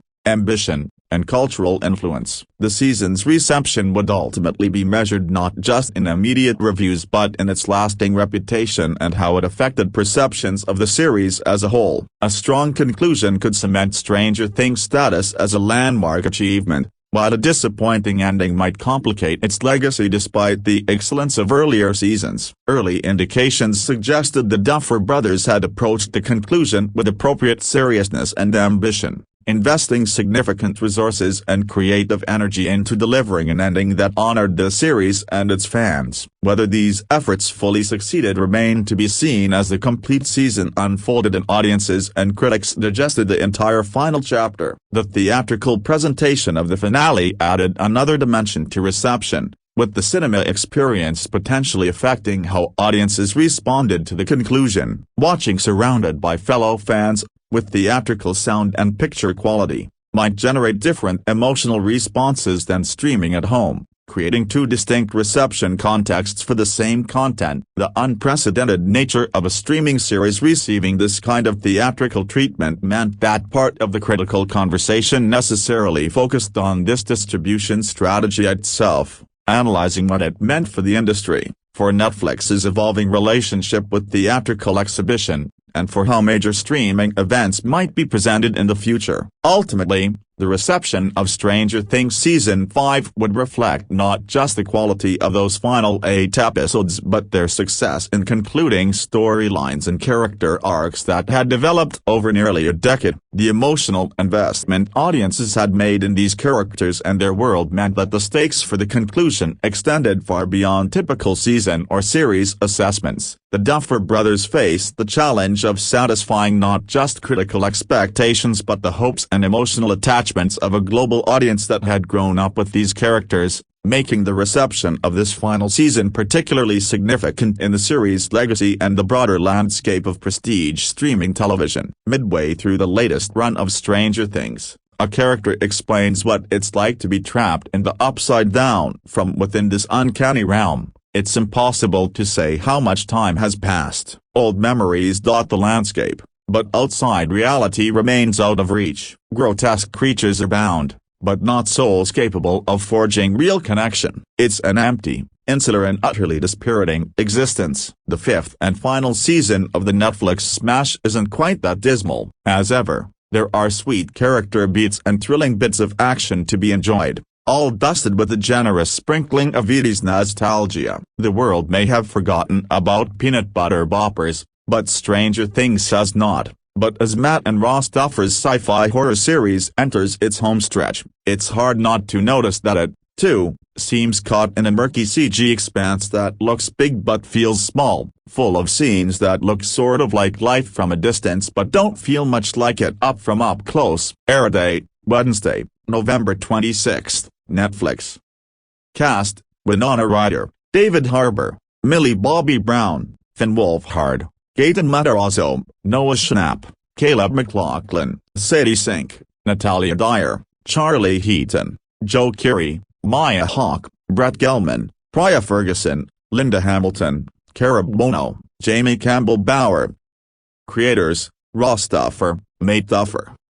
What started in 2016 as an intriguingly spooky yet charmingly relatable story of coming-of-age and monsters in suburban America has ballooned over the years into a sprawling war with apocalyptic stakes, to the point that Season 4, released in 2022, ended with the ground beneath Hawkins, Indiana, cracking apart and sending clouds of otherworldly dust up into the air. In the intervening 18 or so months of in-story time, both more and less has changed than you might expect, as helpfully exposition dumped by Robin, Maya Hawke, and Steve, Joe Keery, now working for the local radio station, in a briefly delightful upgrade from their stints at Family Video and Scoops Ahoy. The Fishers have been patched with sheets of metal and the entire town placed under strict military-enforced quarantine. With nowhere else to go, the Byers have taken up residence on the various couches and pull-out beds of the Wheeler home. Millie Bobby Brown, is missing, which is actually to say she's in hiding from the armed forces directed by the mysteriously sinister Dr. K, new addition Linda Hamilton, to capture the freak at any cost. Mostly though, the gang are as we left them. Joseph Quinzetti is still dead, and Dustin, Gaten Matarazzo, continues to mourn him. Max, Sadie Sink, is still in a coma, and Lucas, Caleb McLaughlin, continues to cry at her bedside. Joyce, Winona Ryder, and Hopper, David Harbour, remain in item A, as do Mike, Finn Wolfhard, and Al, despite Will's, Noah Schnapp, unspoken crush on him, and Nancy, Natalia Dyer, and Jonathan, Charlie Heaton, despite Steve's possibly lingering feelings for her. And Vecna, Jamie Campbell Bower, our big bad, is nowhere to be found after the dozens of meticulously organized and very illegal crawls our heroes have conducted of the Netherworld, at least, that is, until the premiere, when, it seems no spoiler to say, the evils start to make their presence known again. From there, the season pivots into the breathless chase to find Vecna and save the town before it's too late. Too late for what, exactly? Unclear to me. But it'll be bad. You can't accuse these characters of lacking urgency. Critics were sent the first 4 episodes, ranging from 54 to 83 minutes, of 8. And for large swathes of these chapters it's easy to forget these people might have any other goals or responsibilities or lives at all, as everything else takes a, sometimes literal, backseat to the fight against Vecna. Sometimes, this is a very fun thing. It's amusing to watch the crew booby trap a house, Home Alone style, against a Demogorgon, or turn to a hilariously unlikely hero for a highly complicated rescue mission. If a certain development in Will's relationship to the Upside Down comes off a bit cheesy, it's still a satisfying payoff. 2 years of watching poor fragile Will rub his neck and seize up in psychic pain. But the enormous stakes come at the expense of the smaller details needed to make them land with appropriate emotional impact. There are plot snags that, while individually minor, cumulatively eat away at our suspension of disbelief. I can buy that Murray, Brett Gelman, could smuggle illicit supplies into a town described as the most heavily secured location outside of the White House, Fort Knox, and Area 51 one time. Have him do it several times in a few days, and I start to wonder whether anyone's manning the gates to begin with. More frustrating, however, is the hit to the characters that have always given the show its heart. The 5th season is not without moments of tenderness or levity. Will's evolving connection with Robin, whom he regards as a sort of queer mentor, is touching, as is Mike embracing his role as the protective big brother to his scared little sister, Holly, Nell Fisher, though I question Mike's instinct to assure Holly that monsters aren't real when they reside in perhaps the most monster-infested TV village since Buffy the Vampire Slayer's Sunnyvale, without the space to flesh them out into meatier storylines. However, these moments play as fleeting echoes of stories established in previous seasons, rather than a deepening or a progression of them. Much has been made of how old the characters look this season, and it is true. Brown and Wolfhard and their cohorts look very much like the 20-somethings they are, rather than the roughly 16-year-olds they're meant to be playing, and every flashback to seasons past only emphasizes this discrepancy. But young adults playing teens isn't unusual in Hollywood. What accounts for the near jump-scare level jolt in this case, I think, is that Stranger Things keeps its youngest protagonists in a state of suspended growth. The teen years are dramatically rich precisely because they're a time of such rapid change, when a person's beliefs or passions or social status can transform completely over the course of a semester. But the Stranger Things gang have remained oddly inert in the year-and-a-half jumps between seasons. If anything, they've regressed. Lucas' season 4 experimentation with Jock Dom and Dustin's long-distance romance have fizzled into nothing, while Will clings to his bowl cut even as he acknowledges it no longer looks cool. With the institution of the quarantine, the universe outside Hawkins has effectively ceased to exist for them. If anyone misses it or wonders what's happening out there, they don't dwell on it here. The only conversation any of them have about any future beyond Vecna hangs on a childish fantasy of a fairy tale ending. Probably, Stranger Things will have to open itself up in the second half of its final season, as it prepares to send the characters off for good. For now, however, these children remain frozen in time and space, unable to move past our nostalgic memories of the people they once were. It's just as well that Vecna's curse is coming to an end sooner rather than later. It's time to let these adolescents do as adolescents are meant to do, grow up and move on with the rest of their lives. Hawkins is quarantined. 11. Millie Bobby Brown is a fugitive and Vecna,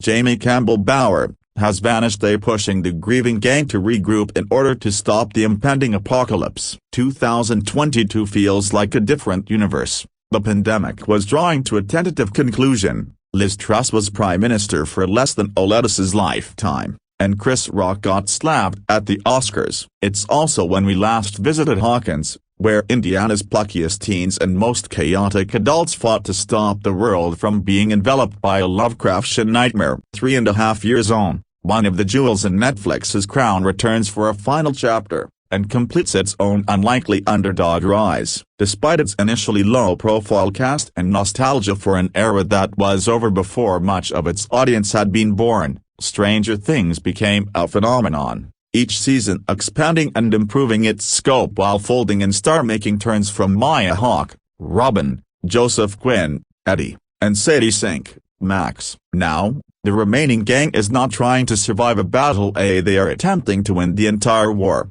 on a scale that even the world's biggest streamer has never attempted. The show proves it has not lost its sense of fun. All the trademark elements are intact, the dark humor, the whimsy, the poetry of trauma and hard-earned resilience. Most reassuring of all is how quickly the show proves it has not lost its sense of fun. It also cleverly sidesteps the cast aging into adulthood with the seamless time jump. The new season is set almost 2 years after the season 4 catastrophe. Hawkins is now under full military quarantine, complete with free mandatory medical checkups that are very cool, as one character sarcastically notes. Meanwhile, our motley crew has become more skilled and convincingly capable of taking on an apocalypse that proves far beyond the ability of the United States military. As it has done in the past, the series occasionally over-relies on fan service and self-referential callbacks but stops short of smugness. The performances remain largely excellent, with Caleb McLaughlin's Lucas emerging as MVP, now entirely convincing as a hedge-leading man, while Morning Max, whose fate lies outside the normal binary of life and death. New-faced Nell Fisher as Holly is a delightful addition, and her twisted, Alice in Wonderland-esque adventures mark a welcome and captivating new visual language for the series. By comparison, with their uniformity and uncanny CG sheen, Demogorgon fatigue settles in fast, and even a full balls-to-the-wall mid-season finale cannot entirely cure it. But their blandness conversely does enhance the brilliance of grounding Vecna and Jamie Campbell Bower's campy, spine-chilling turn. In some respects, the show's success seems to work against it. With the cast now in high demand off the back of this show's popularity, the plot threads and action sequences are so bisected as to scream movie star scheduling issues. Yet despite the chaos, Stranger Things remains a show that knows exactly what it is,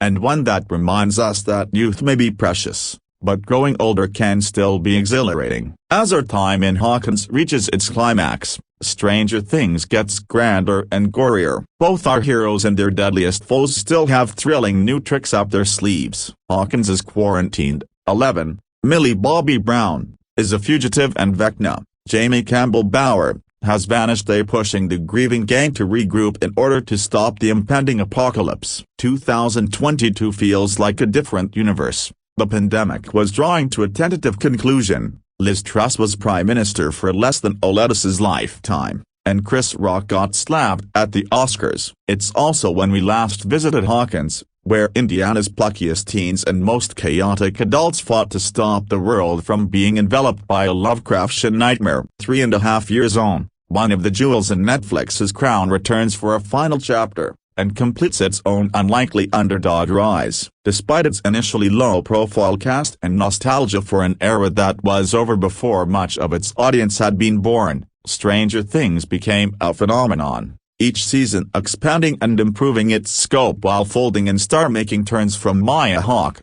Robin, Joseph Quinn, Eddie, and Sadie Sink, Max. Now, the remaining gang is not trying to survive a battle, they are attempting to win the entire war, on a scale that even the world's biggest streamer has never attempted. The show proves it has not lost its sense of fun. All the trademark elements are intact, the dark humor, the whimsy, the poetry of trauma and hard-earned resilience. Most reassuring of all is how quickly the show proves it has not lost its sense of fun. It also cleverly sidesteps the cast aging into adulthood with the seamless time jump. The new season is set almost 2 years after the season 4 catastrophe. Hawkins is now under full military quarantine, complete with free mandatory medical checkups that are very cool, as one character sarcastically notes. Meanwhile, our motley crew has become more skilled and convincingly capable of taking on an apocalypse that proves far beyond the ability of the United States military. As it has done in the past,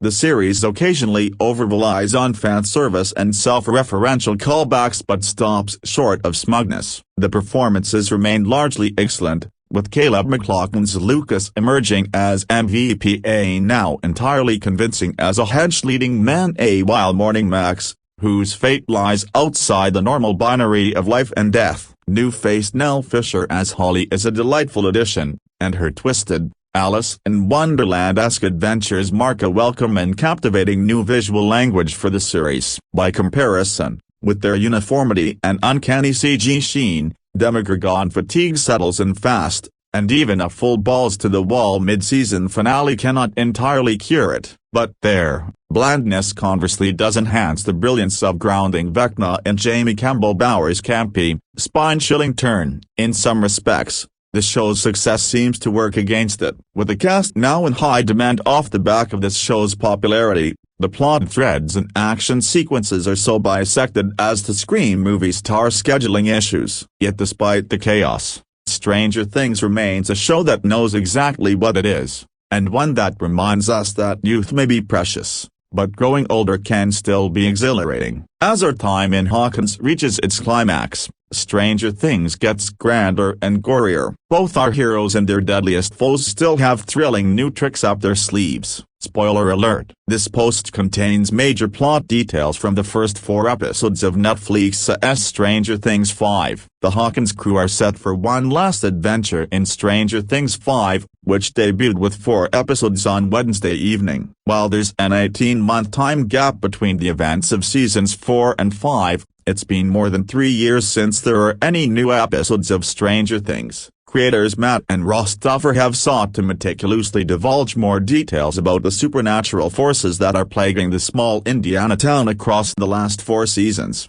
and it's all leading to this. So, that means remembering details from all the way back to the beginning of the series when Will Byers disappears, which is actually how Season 5 opens. Whether you didn't have the chance to rewatch 30+ hours of Stranger Things before Season 5's launch, or you just need a way to keep track of everything as the first 4 episodes of Stranger Things 5 catapult viewers deeper into the show's mythology, this guide is for you. Below, we'll take you episode by episode for a refresher on the pertinent information from Seasons 1 through 4 needed to keep up with Stranger Things 5 Volume 1. Episode 1. The Crawl. Will Byers disappeared on November 6, 1983. Season 5 opens with the flashback to November 12, 1983, 6 days after Will Byers, Noah Schnapp, went missing. It gives us the first glimpse at what Will was going through while he was in the Upside Down, and it directly ties his disappearance to Vecna, Jamie Campbell Bower,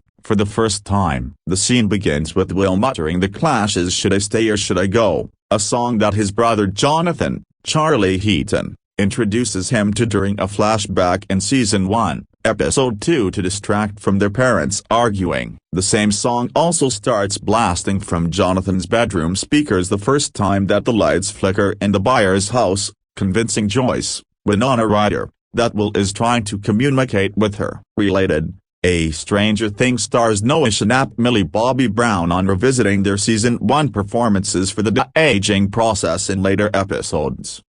Stranger Things began with Will's disappearance on November 6, 1983. It's been confirmed that he spent about a week in the Upside Down. In the Season 1 finale, Joyce and Hopper, David Harbour, find Will inside Hawkins' library, buried beneath the flesh-like vines on the wall with some sort of tentacle pumping something into his mouth, just like he's seen at the end of the opening sequence of Season 5. The Season 5 flashback explains how he got there. After days of evading the Demogorgon, it finally apprehended him and brought him to Vecna. 11 first opened the gate to the Upside Down. Also worth remembering, in Season 4, we learned that the Upside Down is frozen in time on the day Will disappeared, because it's also the day the primary gate to the dimension was opened unintentionally by 11. Millie Bobby Brown. During a psychic experiment gone wrong, Dr. Brenner, Matthew Modine, had wanted her to try to make psychic contact with the Demogorgon, and it created a tear in the fabric of reality. The action allows the creature to come into Hawkins, which sets off the chain of events that led to Will's disappearance. Why is Hawkins militarized? Robin, Maya Hawke,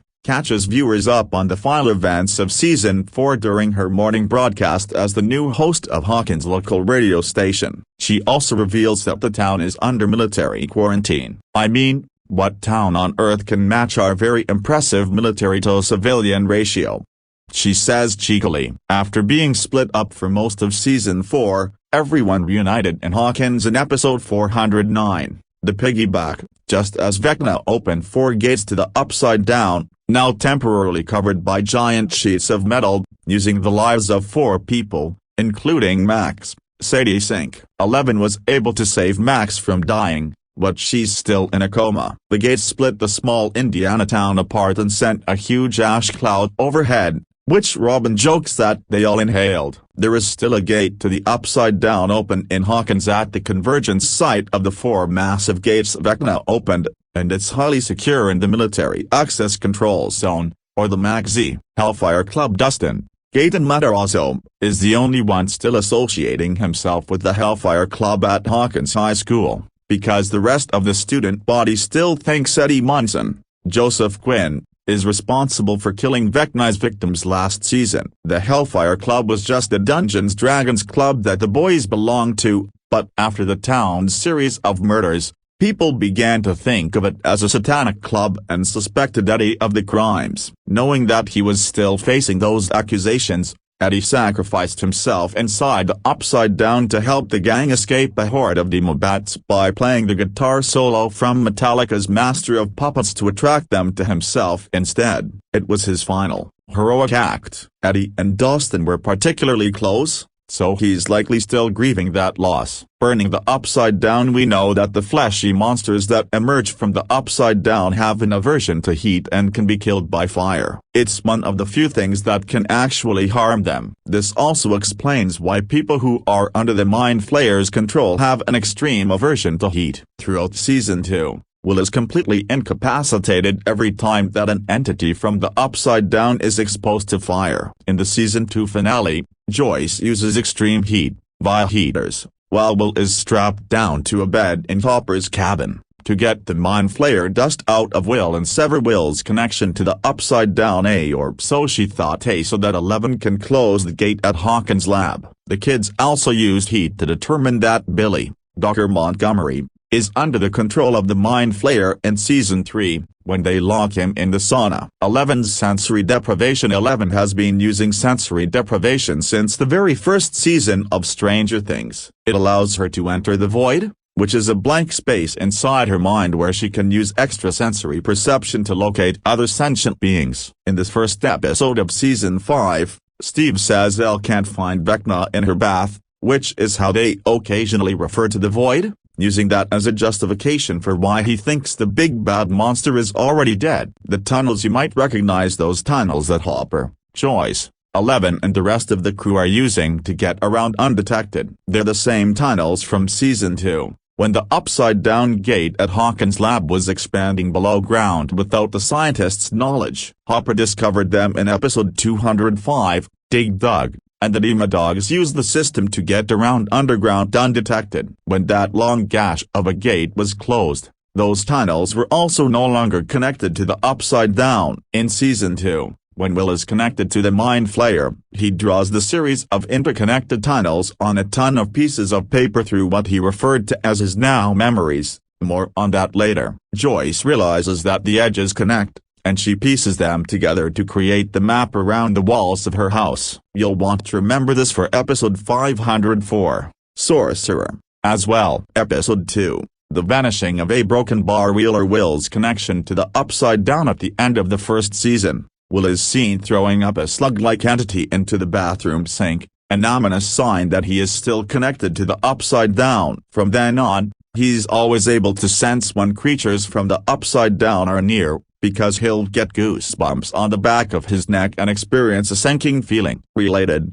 the Duffer Brothers finally let the cat out of the bag with a nightmarish Stranger Things Season 5 Episode 2 Cold Open. In Season 2, the remaining link he has to the alternate dimension grows when Will begins to see the Mind Flayer, a massive shadowy figure that haunts the Upside Down. It happens gradually, as Will's reality occasionally shifts inexplicably to the Upside Down, and he can see the storm brewing as the Mind Flayer gets closer to him. During one of those encounters, the Mind Flayer pumps some sort of dust into his body, which in turn allows the shadowy creature to increasingly infiltrate Will. In addition to the physical symptoms he experienced, Will would also have these visions that he called now memories while he was infected by the Mind Flayer, allowing him to see what it saw. The rest of the group came to understand this as a hive mind that the Mind Flayer could control. But, even after they get the Mind Flayer particles out of Will at the end of the season, he is still able to sense when the monster is near. In Season 3. In Season 4, Will is less connected to the hive mind, because he's moved to California. However, when he returns to Hawkins at the end of the season,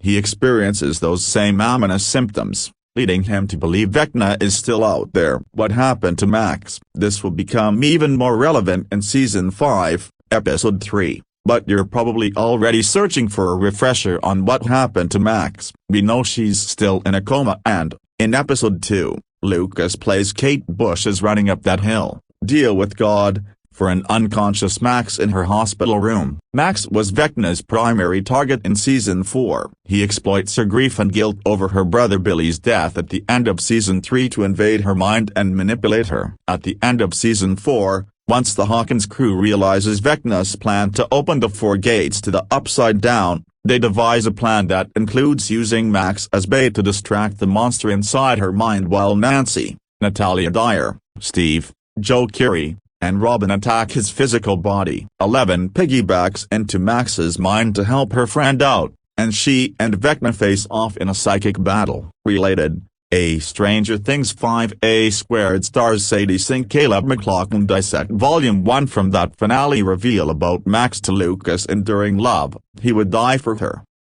However, Vecna gets the best of both of them, blinding Max and breaking her limbs the same way that he did his other victims. She was technically dead long enough for her sacrifice to open the 4th gate, but 11 manages to use her telekinetic abilities to restart Max's heart. Max hasn't woken up, though, and remains in a coma. Henry Creel aka Vecna aka 001. The end of episode 2 reveals that Holly's, Nell Fisher, imaginary friend Mr. Watson, whose name is inspired by A Wrinkle in Time, is actually Henry Creel. He has been appearing to Holly in her mind this entire time, explaining why no one else can see him. We're sure you remember that Henry is also Vecna, and they are both the very first test subject from Hawkins' lab. Thanks to that shocking reveal when one of Vecna's vines slithers away from the 001 tattoo on his wrist. But, in case you forgot the lore dump from Season 4, Episode 7, The Massacre at Hawkins' Lab,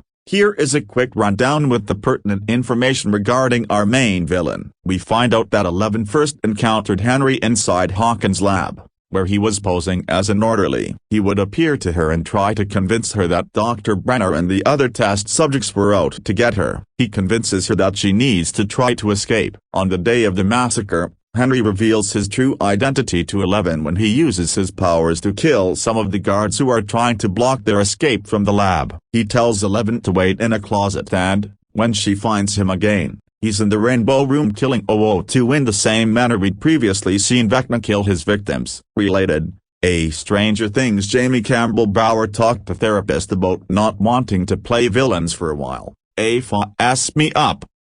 At the same time as this flashback is playing out in the episode, Vecna has also invaded Nancy's mind to show her as well that Vecna, 001 and Henry are one and the same. He shows her some of his backstory, including the fact that he and his family moved to Hawkins in the hopes that it would fix his odd behavior, but it only worsens as he convinces himself that he needs to purge the weakness from humanity. He began honing his powers by hurting animals and, eventually, other humans. After developing a fascination with the family of black widows he found in the house, he began to see himself as the human equivalent of one, a predator. He also tormented his family with psychic visions for their perceived weaknesses. Nancy finds herself in Vecna's lair, and he reveals that he knows she talked to his father Victor Creel in episode 404, Dear Billy. Henry also reveals that his mom tried to have him institutionalized, which led him to kill both her and his sister. He attempted to kill his father,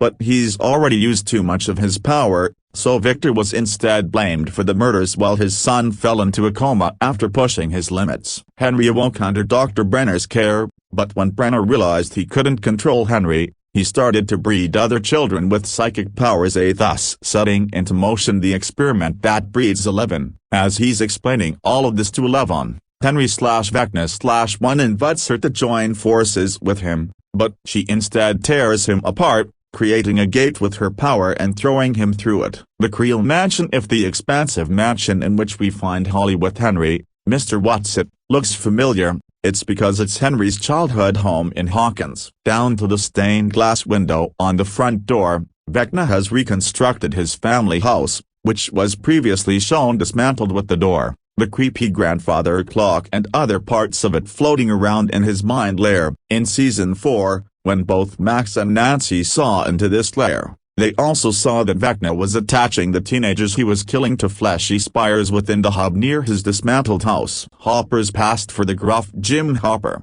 Some may understand the chief of police more when they remember what he's been through. Hopper had a daughter, Sarah, who died of cancer. He sort of spiraled into depression after this, and Sarah's mother left him. He found purpose in searching for Will and eventually becoming Eleven's father when he adopted her at the end of season 2. He references Sarah, which explains his protectiveness over Eleven, while the pair navigates the Upside Down together. Hop also later refers to his time in Russia, where he was taken prisoner after the events of season 3. When he and Joyce tried to turn off the Russian machine beneath the Starcourt Mall that is opening a new gate to the Upside Down, it first seems Hopper might have died in the blast. In reality, the Russians took him hostage, and before Joyce rescued him in season 4, he revealed that he worried Sora had gotten cancer from his exposure to Agent Orange in Vietnam, military experience he draws when interrogating a certain member of Sullivan's wolf pack. Episode 3,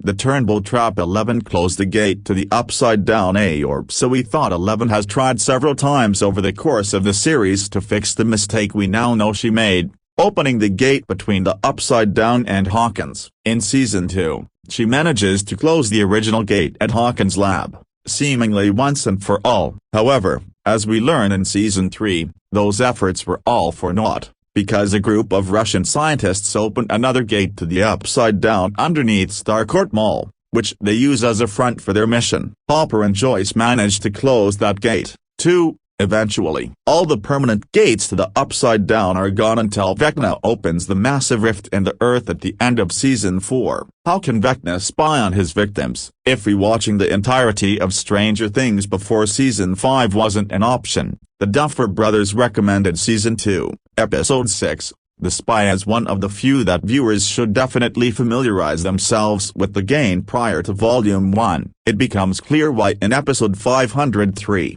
When the Hawkins crew hatches a plan to kidnap Derek Turnbow, Jake Connolly, and, hopefully, trick a Demogorgon into leading them to Vecna, and Holly, the spy, is when, in season 2, Joyce realizes that Will is effectively being controlled completely by the Mind Flayer, at least when it wants to. Will is taken to Hawkins' lab at the top of the episode after another burn inside the Upside Down leaves him incapacitated. When he wakes up, he tells them that they upset him by burning the tendrils in the Upside Down and they shouldn't have done that. He sets a trap for the Mind Flayer by telling Mike, Finn, Wolfhard, he knows how to stop the monster, only to lead the crew straight to it inside the Upside Down tunnels. Yep, those dug tunnels. This clues the rest of the characters in on the fact that the Mind Flayer is using Will to, spy on them. And it's also when they begin to understand the extent of its control over the boy. In order to successfully free Will from the Mind Flayer's manipulation,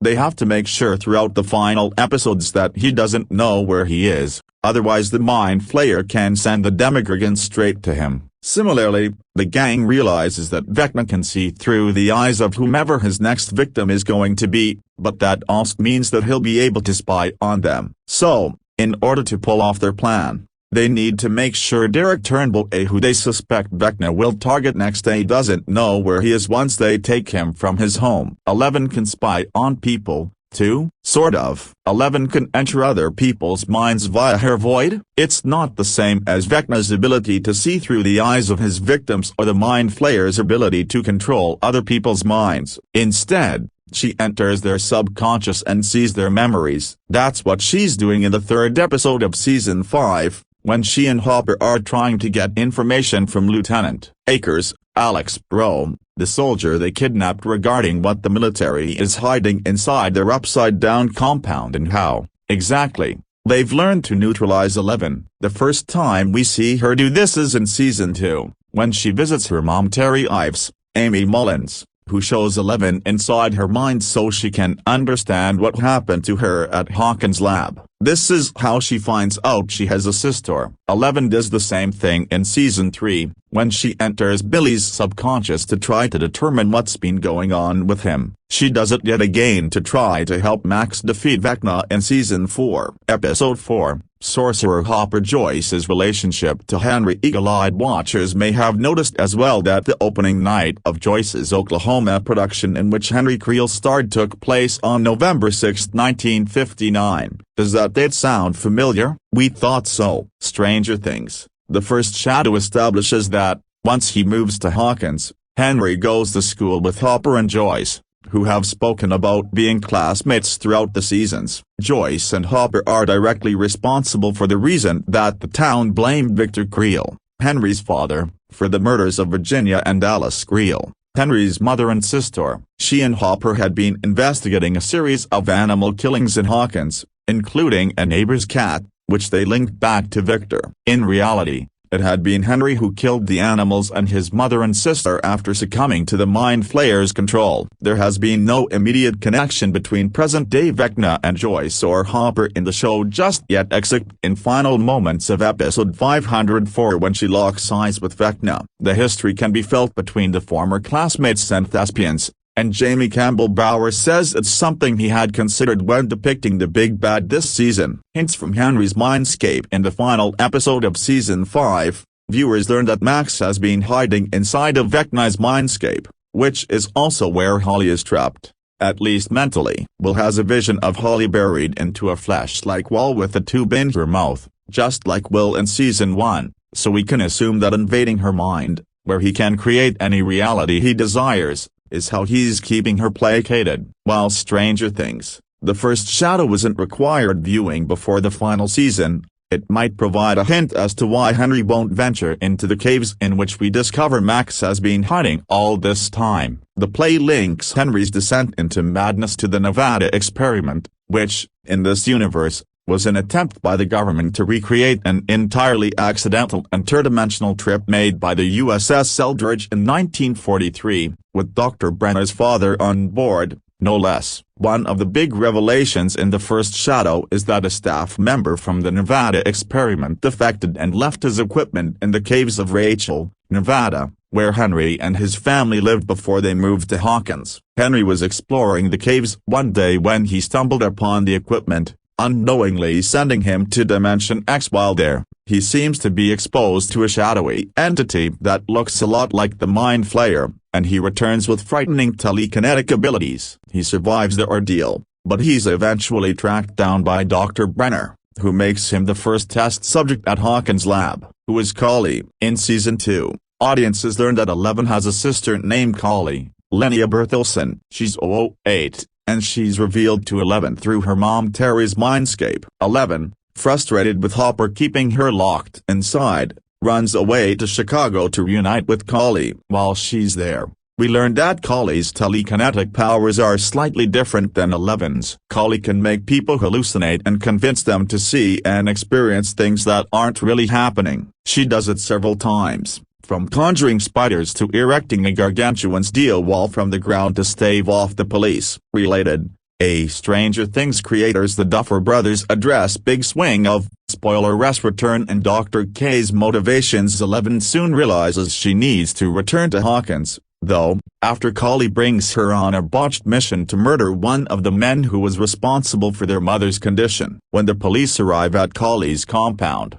she and Eleven go their separate ways. That's the last we see of her before Eleven finds her inside the military compound in the Upside Down in episode 504. Will's memories in the final moments of Volume 1, before his powers manifest, Will is remembering what Robin told him about learning to embrace who she really is. At the same time, home video-style footage plays on screen, depicting some of Will's memories from when he was a boy. If you remember, all the way back in season 2, these were the memories that Joyce, Jonathan and Mike used to try to help Will break free of the Mind Flayer's control. Will the Wise the Duffer Brothers have been hinting that Will might have powers since season 1, and fans have already run with that theory for quite a while now. Much of this has to do with Will's DD character Will the Wise, so we've unpacked a few of the key references. In their DD party, Will serves as the group's wizard, which fans have speculated could be one of the keys to understanding his connection to the Upside Down. Wizards, or mages, as the group has commonly referred to Eleven, develop their powers using arcane magic to cast powerful spells. In season 1, Joyce has a memory of Will drawing a picture of Will the Wise shooting fireballs, which is also a key DD spell, at his enemies. The fireballs are green, because he couldn't find a red crayon, and Joyce jokes they look like cabbages. In the memory, Will also says he chose to use fireballs to defeat the enemy he's up against, because sometimes the bad guys are smart too and he needs brawn over brain to defeat them. Another spell commonly used by wizards is Wizard Eye, which allows the caster to see places they are not physically present in. But the broken bar when Mike tries to convince Will that he might actually have magical abilities, he tells Will that, while he's a wizard in the game, he's actually more like a sorcerer in real life. The biggest difference between a wizard and a sorcerer is that a wizard develops their magic through study, while a sorcerer's abilities are innate. There's also that pesky little fact that the episode is literally titled, Sorcerer. Also, in Season 2, Mike also refers to Will as a cleric. If this sounds familiar, it's because Mike tells Holly that Holly the heroic is also a cleric. In D&D, a cleric is a spell caster that derives its power from a deity or other powerful being, rather than possessing innate abilities. There are different domains, or subclasses, of clerics that determine their specific abilities. We don't know yet how much of this will connect to Will's powers, or Holly's endgame, for that matter. But what we do know is that Will's abilities are unlike what we've seen from our other supernatural characters thus far. While they manifest similarly to Eleven's in the final moments of Volume 1, Schnapp and Brown tease that they're just two completely separate abilities. It's been 3.5 years since the most recent season of Stranger Things kicked off in May 2022. The first episode of the hit series' fifth and final installment, delayed by dual Hollywood strikes and the mounting production value of a show that's ballooned from surprise breakout to blockbuster franchise, opens in the fall of 1987. That's 18 months after the events of Season 4, which concluded with Archibald and Vecna, Jamie Campbell Bower, rupturing the metaphysical border between our reality and the alternate dimension known as the Upside Down, and 4 years from Season 1, which kicked off in November 1983, which means that the real-life gap between two individual seasons of Stranger Things is dangerously close to that of the entire canonical span of Stranger Things. That factoid is absurd enough on its face, illustrating the escalating tax on viewers' patience from a medium once defined by consistent, predictable output. Stranger Things is far from the sole culprit. Severance, another streaming native genre sensation, is a prime example, but it also sums up the challenge facing the brainchild of twins Matt and Ross Duffer as their show steers into its homestretch, an 8-episode season broken up into 3 chunks, with the first dropping on Thanksgiving Eve. Stranger Things is a story about children and, more than that, the innocence of childhood, pitting a scrappy gang of bike-riding Dungeons Dragons nerds against misguided adults who mess around with forces they don't understand. That's gone on long enough to see its cast grow up, with all the tensions that come with that glaring contrast. The list of data points is long. Millie Bobby Brown, who broke out as the telekinetic E.T.S11, is now the married mother of an adopted baby girl. Voices have dropped, IMDb pages have lengthened. For some of the series leads, the time between their casting and the finale's premiere will encompass more than half their lives. But what matters to this reviewer is how these changes manifest in the show, or rather, don't. The truth is that Stranger Things itself has not reflected its stars' obvious maturation with an accompanying complexity. All of Stranger Things is an exercise in nostalgia. In Season 5, the show now seems to pine not just for the neon hues and synth-driven pop of the 1980s it conjures so evocatively, but for a simpler time in its own run that can't be brought back, no matter how high the budget. Though if anything, Stranger Things has only gotten less rough-edged over time. Remember when David Harbour, was an alcoholic who smoked? The 4 episodes that comprised Volume 1 unsurprisingly walked back the Season 4 cliffhanger. Hawkins, Indiana, has not turned into a hellscape of demogorgons and slimy vines. Instead, the town has been put under military quarantine, occupied by the same foolhardy industrial complex that started this whole mess in the first place. With Matthew Modine's Dr. Brenner now dead, the Deep State's latest ambassador is Dr. K. Linda Hamilton, a scientist and officer who commands an entire base constructed within the Upside Down. Uncle Sam has stapled over most of Vecna's rifts with crude metal plates, but left just enough open to use for his own ends. This human-made bubble makes Season 5 more geographically focused than its predecessor,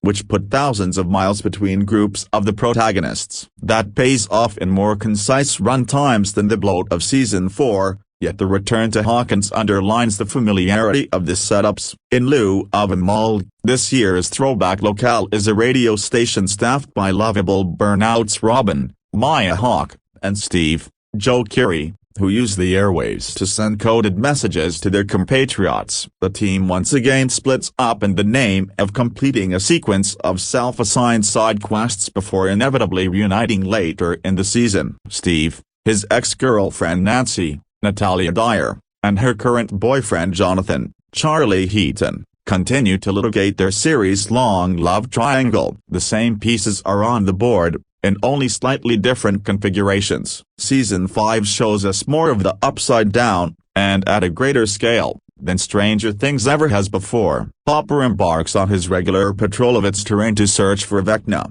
who's disappeared since he was injured in the Season 4 finale, and his adopted daughter Eleven joins soon after the pair remained there for the duration of Volume 1. These scenes showcase the production's increasing technical abilities, realizing this overworld more immersively than ever. But after last season's revelation that Vecna governs the Upside Down and controls its inhabitants via hive mind, Season 5 hasn't yet added to our understanding of the realm, either in mechanics or as metaphor. Only the scope changes, not the approach. The Stranger Things version of evolution is that our heroes now use radio waves, not DD creatures, as their analogy of choice for sussing out how the Upside Down functions where science could not. Once, these frameworks were endearing instances of middle schoolers making sense of the nonsensical. Coming from actors mostly old enough to be college graduates, the relative haziness of the world-building starts to peek through. To the extent Stranger Things conveys its main characters' expanding emotional lives as they plunge ever further into adolescence, it's through Vecna's original prey Will Byers, Noah Schnapp, who comes to terms with his homosexuality in tandem with his enduring connection to the Upside Down. Will bonds with Robin, the only other queer person he knows, over his fear and uncertainty. Robin's advice mostly boils down to be yourself platitudes, yet Hawkeye, who quite literally has stardom in her blood, sells them. But in lieu of giving a similar treatment to the rest of the Hellfire Club, Stranger Things shows its hand by effectively swamping them for a new generation of kids who have the cuteness factor they used to. Holly Wheeler, Nell Fisher, the baby sister of Nancy and Mike, Finn Wolfhard, gains new prominence as the latest Hawkins resident caught in the clutches of the paranormal. Her classmate Derek Turnbow, Jake Connolly, derided by his peers as dipshit Derek, provides some of the comic relief Dustin, Gaten Matarazzo, once did. It's no coincidence Fisher and Connolly are basically the same age their older castmates were back in 2016, when Stranger Things first set the world on fire. Holly's interpretive lens of choice is a wrinkle in time, not a fantasy role-playing game, but she's another kid confronting the unknown using the tools at her disposal, with grown-ups more a hindrance than a help. As it hurtles toward a final showdown with Vecna, Stranger Things is resetting the clock rather than riding its forward momentum. The Duffers have always worn their influences with pride, and the specters of Steven Spielberg and Stephen King helped jumpstart the series into a phenomenon. But in its last hours, Stranger Things remains primarily pastiche, so indebted to inherited archetypes, mad scientist, reformed bully, and references, The Clash, peanut butter boppers, that its main cultural impact comes from extratextual elements like casting and the ascendance of Netflix. By declining to enrich its characters as they age, Stranger Things traps itself in arrested development. When you get bigger without going deeper,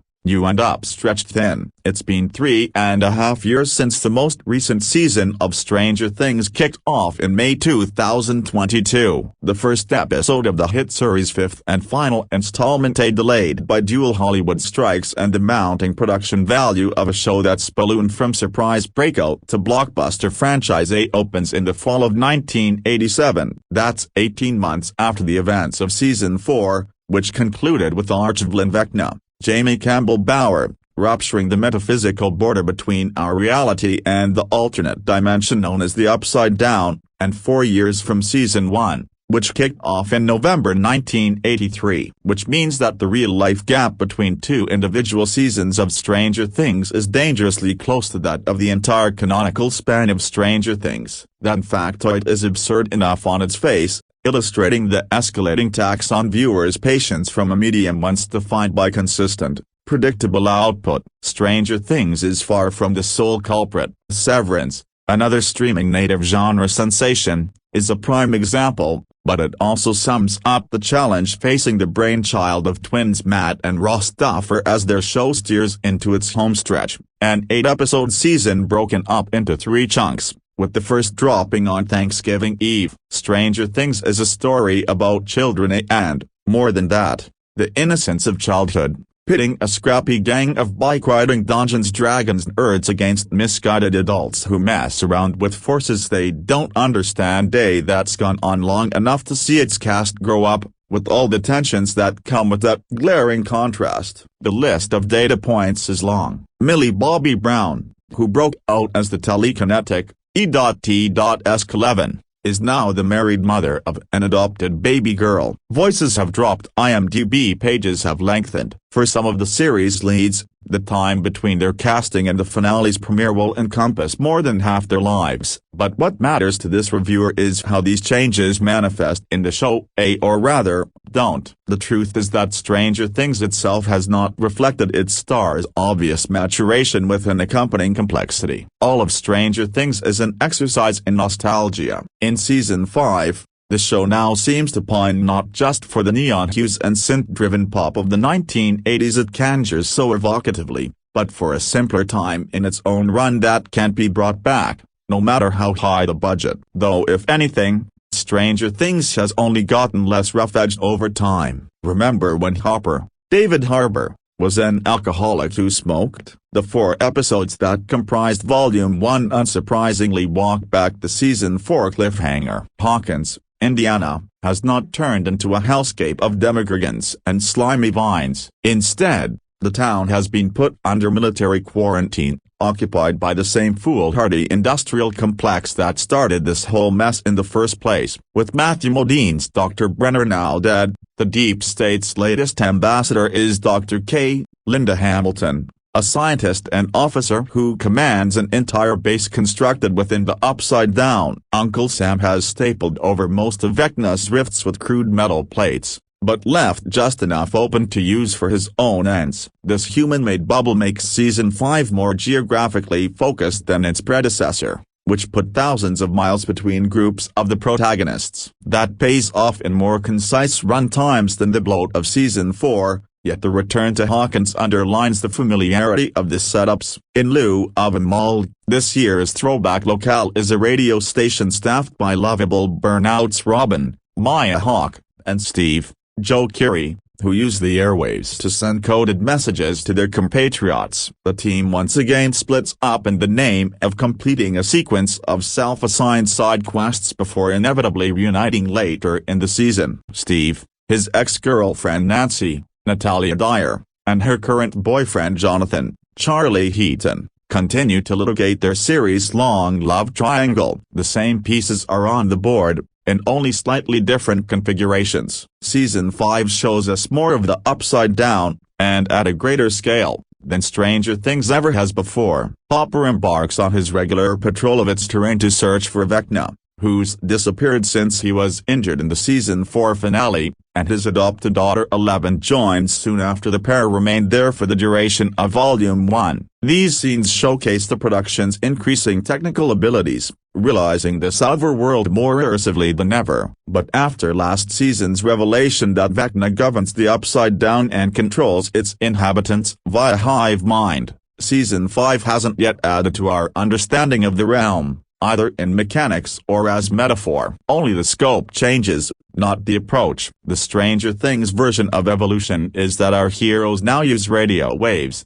not 2D creatures, as their analogy of choice for sussing out how the Upside Down functions where science could not. Once, these frameworks were endearing instances of middle schoolers making sense of the nonsensical. Coming from actors mostly old enough to be college graduates, the relative haziness of the world building starts to peek through. To the extent Stranger Things conveys its main characters' expanding emotional lives as they plunge ever further into adolescence, it's through Vecna's original prey Will Byers, Noah Schnapp, who comes to terms with his homosexuality in tandem with his enduring connection to the Upside Down. Will bonds with Robin, the only other queer person he knows, over his fear and uncertainty. Robin's advice mostly boils down to be yourself platitudes, yet Hawkeye, who quite literally has stardom in her blood, sells them. But in lieu of giving a similar treatment to the rest of the Hellfire Club, Stranger Things shows its hand by effectively swamping them for a new generation of kids who have the cuteness factor they used to. Holly Wheeler, Nell Fisher, the baby sister of Nancy and Mike, Finn Wolfhard, gains new prominence as the latest Hawkins resident caught in the clutches of the paranormal. Her classmate Derek Turnbow, Jake Connolly, derided by his peers as dipshit Derek, provides some of the comic relief Dustin, Gaten Matarazzo, once did. It's no coincidence Fisher and Connolly are basically the same age their older castmates were back in 2016, when Stranger Things first set the world on fire. Holly's interpretive lens of choice is a wrinkle in time, not a fantasy role-playing game, but she's another kid confronting the unknown using the tools at her disposal, with grown-ups more a hindrance than a help. As it hurtles toward a final showdown with Vecna, Stranger Things is resetting the clock rather than riding its forward momentum. The Duffers have always worn their influences with pride, and the specters of Steven Spielberg and Stephen King helped jumpstart the series into a phenomenon. But in its last hours, Stranger Things remains primarily pastiche, so indebted to inherited archetypes, mad scientist, reformed bully, and references, The Clash, peanut butter boppers, that its main cultural impact comes from extratextual elements like casting and the ascendance of Netflix. By declining to enrich its characters as they age, Stranger Things traps itself in arrested development. When you get bigger without going deeper, you end up stretched thin.